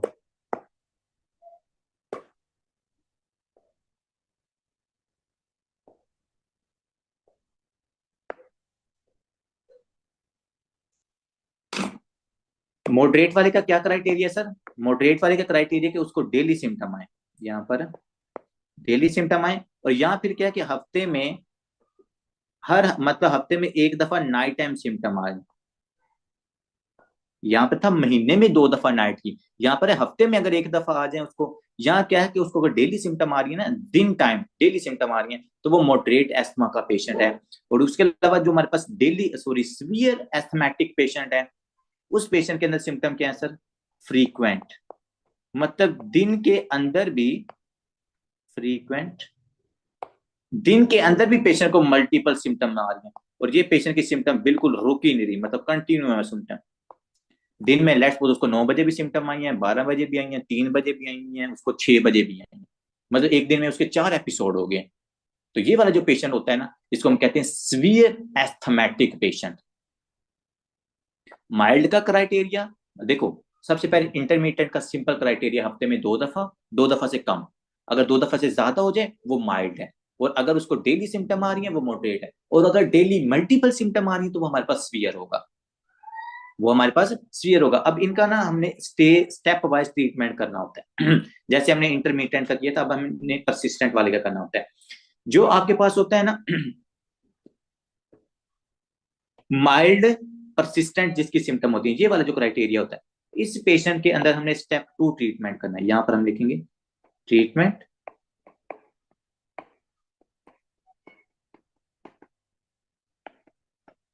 इन सब का ट्रीटमेंट होगा, ठीक है। और इस पेशेंट के अंदर जो माइल्ड 2 वाला है ना, इसके अंदर होगा स्टेप 2 थेरेपी। इसके अंदर आपने स्टेप 2 थेरेपी करनी, स्टेप 2 थेरेपी। इसी तरह जो आपके पास मॉडरेट वाला होता है, मॉडरेट में हम करते हैं स्टेप 3 थेरेपी। और जो हमारे पास सीवियर वाला होता है, इसके अंदर हम स्टेप 4 5 6 तीनों को अप्लाई करते होते हैं। Step 4, step 5 and step 6 treatment, ये हम सीवियर वाले के अंदर करते हैं। अब सर ये होता क्या है? जैसे मैंने आपको बताया ना कि जो माइल्ड परसिस्टेंट सिम्टम वाला पेशेंट है ना, इसके अंदर हमने स्टेप 2 ट्रीटमेंट करना है। स्टेप 2 ट्रीटमेंट क्या बच्चों, यहाँ पर देखो। स्टेप 2 में आपने करना है कि एक आप उस पेशेंट को आपने लो डोज इनहेल्ड कोर्टिकोस्टेरॉइड्स के ऊपर डालना है। क्या करना सर हमने उस पेशेंट को? लो डोज इनहेल्ड कोर्टिकोस्टेरॉइड्स के ऊपर हम इस पेशेंट को डालते हैं। आपने ये वाला क्राइटेरिया याद रखना है, बुक वाले क्राइटेरिया को आपने फॉलो नहीं करना। क्या करना है स्टेप 2 के अंदर? आपने सिर्फ सिंपल उस पेशेंट को लो डोज, ये डोजेस भी यहाँ पर इंपॉर्टेंट है भाई जान, यहाँ पर डोजेस भी हमारे पास मैटर करती हैं। अगर लेट्स सपोज 10 mg दे रहा हूँ, ये मैं एग्जैक्ट नहीं बता रहा कि अब यहाँ पर आप 10 mg लिख ही लो, मैं बता रहा हूँ लो डोज। वो मतलब डिपेंड करता है उसकी एज के वेट के ऊपर, जैसे हम डोजेस को एडजस्ट करते होते हैं। तो स्टार्ट के अंदर आपने उस पेशेंट को स्टेप 2 वाले को लो डोज स्टीरॉइड्स देने, जैसे कि ब्यूडोसिनाइड होता है, और ये इनहेलर फॉर्म के अंदर होता है। और ये किसको देना है? ये सर हमने देना है हमारे पास जो पेशेंट है माइल्ड परसिस्टेंट वाला, जिसके अंदर आगे हमने लिखा हुआ है स्टेप 2 थेरेपी। स्टेप 1 में क्या था? अल्बिट्रोल। स्टेप 2 थेरेपी में आपने क्या ऐड करना होता है sir? Low dose inhaled corticosteroid, जैसा कि ब्यूडोसिनाइड होता है। शहबाज भाई, जी जी। ये अल्बिट्रोल के साथ ही ऐड होंगे? नहीं नहीं मैडम, इसको हम सिर्फ देखो, आपने ना अक्सर शायद एस्मा वाले पेशेंट देखे होंगे या नहीं, उनके पास ना इनहेलर होता है। अब कुछ के पास इनहेलर होता है जिसमें एल्बिट्रोल होता है, सिंपल जिसमें एल्बिट्रोल होता है। और वो जिसमें सिंपल एल्बिट्रोल होता है, वो स्टेप 1 थेरेपी का पेशेंट होता है, मतलब उसकी पॉकेट में होता है। जब उसको सिम्टम आती है तो वो उसको ना मतलब इनहेल कर लेता है। इसी तरह जो हमारे पास ये पेशेंट होता है ना स्टेप 2 वाला, इसमें जो इनहेलर होता है उसमें सिंपल स्टीरोइड होता है। स्टेप 2 के अंदर सिंपल स्टीरोइड होगा, ठीक है। आगे जाके हम देखेंगे जिसके अंदर हमने इनको ऐड भी करना है। जिसकी माइल्ड सिम्टम है ना, माइल्ड परसिस्टेंट, हफ्ते में 2 दफा आ रही हैं, या हफ्ते में एक दफा, मतलब 2 दफा रात को, 2 दफा से ज्यादा टाइम आ रही है, तो स्टेप 2 होगा, वो हमारे पास माइल्ड परसिस्टेंट है। और उसमें हमने स्टेप 2 ट्रीटमेंट याद रखना है। और स्टेप 2 ट्रीटमेंट क्या है? Simple low dose inhaled corticosteroid. आगे सर बात करते हैं कि अगर मैंने देखा कि पेशेंट के अंदर जो सिम्टम है वो पेशेंट की स्टेप इसकी है मॉडरेट परसिस्टेंट की, और मॉडरेट परसिस्टेंट मैंने क्या बताया था, रोजाना, कोई ये नहीं कि हफ्ते में 2 या 3 दफा हो रही है, रोजाना सिम्टम आ रही है। वो बताएगा सर मतलब कि पिछले 10 दिन से मुझे रोजाना 12 बजे सिम्टम इसकी आ रही है, लेट्स वो मैं एग्जांपल दे रहा हूँ, 12 बजे या 10 बजे सिम्टम्स आ रही हैं, लेकिन डेली आ रही है। और डेली है तो सर ये हमारे पास मॉडरेट परसिस्टेंट का पेशेंट है। तो मॉडरेट परसिस्टेंट जो एस्मा होता है, इसकी आपने करनी होती है स्टेप 3 ट्रीटमेंट। आप अगर आप नोटिस करो तो हम आहिस्ता आहिस्ता इसका ट्रीटमेंट बढ़ाते जा रहे हैं, जैसे जो सिम्टम की सिविरिटी है वो इंक्रीज हो रही है। स्टेप 3 वाले के अंदर आप क्या करते हो, आप 2 चीजें कर सकते हो। या तो आप इसका जो स्टीरोइड है, जो आप इसको ऑलरेडी स्टीरोइड्स दे रहे हो, लेट्स सपोज हो सकता है ना पहले वो स्टेप 2 का हो, वो बाद में स्टेप 3 का कन्वर्ट हो गया, या पहले हमारे पास वो मतलब कि माइल्ड का पेशेंट था, फिर हमारे पास मॉडरेट परसिस्टेंट का हो जाए। तो जब मॉडरेट परसिस्टेंट का हो जाए तो फिर आपने उसका क्या करना है, लो डोज इनहेल्ड कोर्टिकोस्टेरॉइड को कन्वर्ट कर देना है मॉडरेट के अंदर, आपने उसकी डोजेस को इंक्रीज कर देना है। लेट्स सपोज अगर आप पहले 10 दे रहे थे, अब आपने उसको 15 mg देनी है आपने इस पेशेंट को, ठीक है। मैं वैसे आपको इसकी ना एग्जांपल दे रहा हूँ। तो या तो हम उसको मीडियम डोज इनहेल्ड कोर्टिकोस्टेरॉइड दे सकते हो, लेट्स सपोज आप उसको स्टेरॉइड नहीं देना चाहते, लेट्स पेशेंट का वेट गेन हो रहा है, या पेशेंट की बीएमआई उसकी हाई है, या उसको स्टेरॉइड से रिएक्शन है, और ज्यादा मतलब कि उसकी डोजेज बढ़ाने से पेशेंट के अंदर प्रॉब्लम आ सकती है, पेशेंट की लाइबिलिटी कम है। अल्टरनेटिव ट्रीटमेंट क्या है इसका, स्टेप 3 का। स्टेप 3 का पहला क्या है, मीडियम डोज इनहेल्ड कोर्टिकोस्टेरॉइड। अगर स्टीरॉयड आप किसी भी रीजन की वजह से आप उसकी स्टीरॉयड की डोज को इंक्रीज नहीं कर सकते, कि पेशेंट का वेट गेन हो रहा है या उसको कोई और प्रॉब्लम है, उसकी आप वेट मतलब के डोज को इंक्रीज नहीं कर सकते, तो फिर आपने क्या करना है, फिर स्टेप 3 के अंदर बच्चों आपने इसमें ऐड कर देना है लाबा। क्या आपने इसमें ऐड कर देना है सर, लाबा। लाबा क्या होता है, लॉन्ग एक्टिंग बीटा एगोनिस्ट, जिसमें कौन कौन सी ड्रग आती है, फॉर्मिट्रोल, फॉर्मिट्रोल, साल्मिट्रोल, मतलब ये जो फॉर्मिट्रोल है साल्मिट्रोल है, ये आपके पास होती है लॉन्ग एक्टिंग बीटा एगोनिस्ट। अब अल्बिट्रोल नहीं आपने देनी है। अब स्टेप 3 वाले पेशेंट के अंदर हमने पेशेंट को लाबा प्लस लो डोज, देखो हमने उसकी जो डोजेज है ना उसको इंक्रीज नहीं किया। तो ये जो हमारे पास अब जो आप बात कर रहे थे ना कि सर मिक्सअप देंगे, अब इस पेशेंट का जो इनहेलर होता है ना, इसमें मिक्सिंग होती है, इसमें फॉर्मिट्रोल भी होता है, इसमें स्टीरॉयड, दोनों का मिक्सअप होता है। या सेपरेट होंगे कि एक वो जो पफ है वो स्टीरॉयड का ले, या एक पफ है वो हमारे पास है लापा का लेता होगा, ठीक है। तो स्टेप 3 के अंदर मुझे आपने अब बताना है, या तो जो उसकी लो डोज है स्टीरॉयड है उसको इंक्रीज कर दो मॉडरेट, अगर आप मॉडरेट मतलब उसकी डोजेस को इंक्रीज नहीं कर सकते स्टेप 3 के अंदर, तो आपने उस पेशेंट को लाबा देनी है, और लाबा के साथ आप उस पेशेंट की लो डोज ही रखोगे स्टीरॉयड, ठीक है। ये था स्टेप 3। अब बात करते हैं स्टेप 4, 5 और 6 की।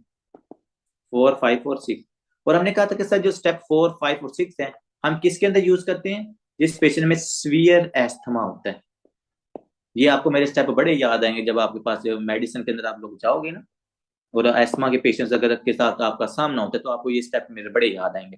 कि स्टेप 1 के अंदर सर ने कहा था अल्बिट्रोल देनी है, स्टेप 2 के अंदर सर ने कहा था लो डोज स्टीरॉइड देनी है, स्टेप 3 के अंदर सर ने कहा था या तो मीडियम डोज स्टीरॉइड दे दो, या लाबा के साथ लो डोज स्टीरॉइड दे दो। और स्टेप 4 वाला जो पेशेंट होता है, ये हम सीवियर एस्थमा वाले पेशेंट के अंदर देते हैं। अब स्टेप 4 में आपने क्या करना है, सबसे पहले पेशेंट को लाबा ही आपने रखना है। क्या करना है अपने इस पेशेंट का, स्टेप 4 में लाबा रखना है, साथ आपने स्टीरॉइड की का जो डोजेज है वो इंक्रीज कर देनी है। स्टेप 4 के अंदर आप क्या कर रहे हो, पेशेंट ए का पास आपके पास आता है, 30-35 साल उसकी एज है, जब आपने उसमें एस्थमेटिक मतलब के उसको क्राइटेरिया देखा, तो वो हमारे पास फॉल कर रहा था सीवियर सिम्टम के साथ, मतलब सीवियर परसिस्टेंट एस्थमा के अंदर। और हमें पता है सीवियर वाले पेशेंट के अंदर हमने स्टेप 4, 5 या 6 के अंदर थेरेपी करनी होती है, और हम स्टार्ट करते होते हैं स्टेप 4 से। सीवियर वाले के अंदर स्टेप 4 से डायरेक्टली आप स्टार्ट करोगे, और स्टेप 4 के अंदर हम क्या करेंगे, एक तो आपने लाबा करना है ऐड उस पेशेंट के अंदर, और दूसरा हमने low dose sorry medium dose inhaled corticosteroids देने, क्योंकि ये सीवियर है। अंडरस्टूड सी बात है, पेशेंट में सीवियर सिम्टम में तो अल्बिट्रोल से काम नहीं चलेगा, लो डोज स्टीरॉइड से काम नहीं चलेगा। अजान सुनिए। तो यहाँ पर हम सीवियर एस्थमेटिक सिम्टम है, जिसके अंदर सर हमने कहा था सीवियर वाले का क्या क्राइटेरिया कि उसको दिन में कई दफा एपिसोड्स आते हैं एस्थमा के, ठीक है। उसका फिर हमने स्टार्ट करना होता है स्टेप 4 थेरेपी से, डायरेक्टली स्टार्ट स्टेप 4 से करना है इसको। जब आप स्टेप 4 से स्टार्ट करोगे तो उसमें आपने क्या ऐड करना है सर, फॉर्मिट्रोल, और सर प्लस हमने उस पेशेंट में ब्यूटीसोनाइड बट मीडियम डोज के साथ, डोजेज हमने इसकी इंक्रीज करनी है, लो डोज हमने इसको नहीं देनी क्योंकि इसमें सीवियर सिम्टम्स आ रही हैं। तो फॉर्मिट्रोल प्लस आप इस पेशेंट को क्या दोगे, ब्यूडोसिनाइड, ये दो चीजें आप इसको इनहेलर दोगे, या सेपरेट इनहेलर होते हैं या कंबाइंड इनहेलर फॉर्म के अंदर होते हैं, ठीक है। इसके अंदर स्टेप 4 मैं फिर कह रहा हूँ, लाबा मीडियम डोज इनहेल्ड कोर्टिकोस्टेरॉइड, जो मैं आपसे सुनूंगा कल ये सारी थेरेपी। स्टेप 5 के अंदर क्या करेंगे सर, अगर हमारे पास स्टेप 4 हमने उस पेशेंट को डाला लेकिन उसकी सिम्टम ठीक नहीं हो रही थी, फिर हम उस पेशेंट को लेके जाते हैं स्टेप 5 की तरफ। स्टेप 5 में क्या है, आपने लाबा ही रखनी लेकिन आपने डोजेज इंक्रीज कर देनी है स्टीरॉइड्स की, स्टीरॉइड्स की आपने डोजेज इंक्रीज कर दें, ठीक है। फिर हम इस पेशेंट को हाई डोज इनहेल्ड कोर्टिकोस्टेरॉइड्स दें। हाई डोज मतलब कि 6 महीने या 4 महीने या 3 महीने, उस इतनी देर तक तो उस पेशेंट की सिम्टम ठीक रही, लेकिन उसके बाद दोबारा फिर पेशेंट में सिम्टम आना ठीक होगी, फिर आप इस पेशेंट को लेके जाते हो किसके ऊपर, last stage of the treatment, that is the combination of 3 medicines, that is the step 6 therapy, that is the end therapy of asthmatic patient। ये सबसे लास्ट थेरेपी होती है जिसके अंदर आप मैक्सिमम डोजेज पेशेंट को दे सकते हो। इसके अंदर बच्चों आपने क्या क्या करना है, इस पेशेंट को हम देंगे पर ओरल स्टीरॉइड।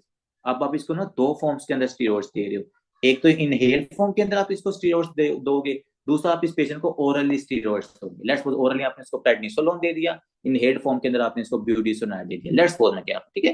तो एक आप इसको पर ओरली स्टीरॉइड्स दे रहे हो, आप दूसरे नंबर पर इस पेशेंट को इनहेल फॉर्म के अंदर स्टीरॉइड्स दे रहे हो, और तीसरा आपने इस पेशेंट के अंदर लाबा ऐड करना है। ये 3 थेरेपीज चलती हैं जिस पेशेंट के अंदर सीवियर एस्थमा होता है, जो पेशेंट हमारे पास पहले वाली तमाम ड्रग से रेजिस्टेंट होता है, उसके अंदर ये लास्ट थेरेपी चलती है, और ये लास्ट थेरेपी हमारे पास एंड थेरेपी होती है। मोस्टली पेशेंट इसके साथ क्या करते हैं, रिस्पॉन्स शो करते हैं, जो बाकी सबसे रेजिस्टेंट होते हैं, ठीक है।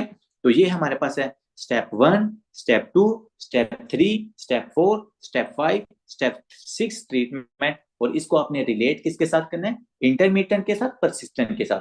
पेशेंट इंटरमीडिएंट का क्या क्राइटेरिया, हफ्ते में 2 दफा और हफ्ते में 2 दफा less than 2 nights per week, ठीक है। तो इंटरमीडिएंट है, अल्बिट्रोल पे सिंपल रखो। पेशेंट अगर हमारे पास आता है परसिस्टेंट के साथ, लेट्स सपोज वो माइल्ड परसिस्टेंट है, मॉडरेट परसिस्टेंट है, वो सीवियर परसिस्टेंट है। अगर वो हमारे पास पेशेंट माइल्ड परसिस्टेंट है, स्टेप 2 आपने लो डोज इनहेल्ड कोर्टिकोस्टेरॉइड है। अगर हमारे पास स्टेप 3 है तो आपने उस पेशेंट, सॉरी मॉडरेट है तो आपने उस पेशेंट के अंदर मीडियम डोज इनहेल्ड कोर्टिकोस्टेरॉइड का देना है, या आपने लाबा और लो डोज स्टेरॉइड्स करने हैं। और अगर हमारे पास पेशेंट आता है सीवियर एस्थमेटिक सिम्टम के साथ, जिसको आपने लास्ट वाला सीवियर परसिस्टेंट क्राइटेरिया कंसीडर किया है, उसमें फिर आपने स्टार्ट ही स्टेप 4 से करना है। स्टेप 4 में आप क्या करते हो, लाबा प्लस मीडियम डोज स्टीरॉइड, फिर आप इस पेशेंट में लाबा प्लस हाई डोज स्टीरॉइड, और फिर लास्ट जो उसका ट्रीटमेंट है दैट इज द पर ओरली स्टीरॉइड्स आपने इस पेशेंट को देने हैं, या लाबा उसके लाबा भी यहाँ नहीं करना, लाबा भी ऐड करना, और उस पेशेंट में आपने इनहेल्ड स्टीरॉइड्स भी देने हैं, ठीक है जी। तो ये बच्चों क्राइटेरिया होता है आपके asthmatic patient का। Hope so you really enjoy this lecture and you learn a lot of things today. See you in next lecture if you have any question.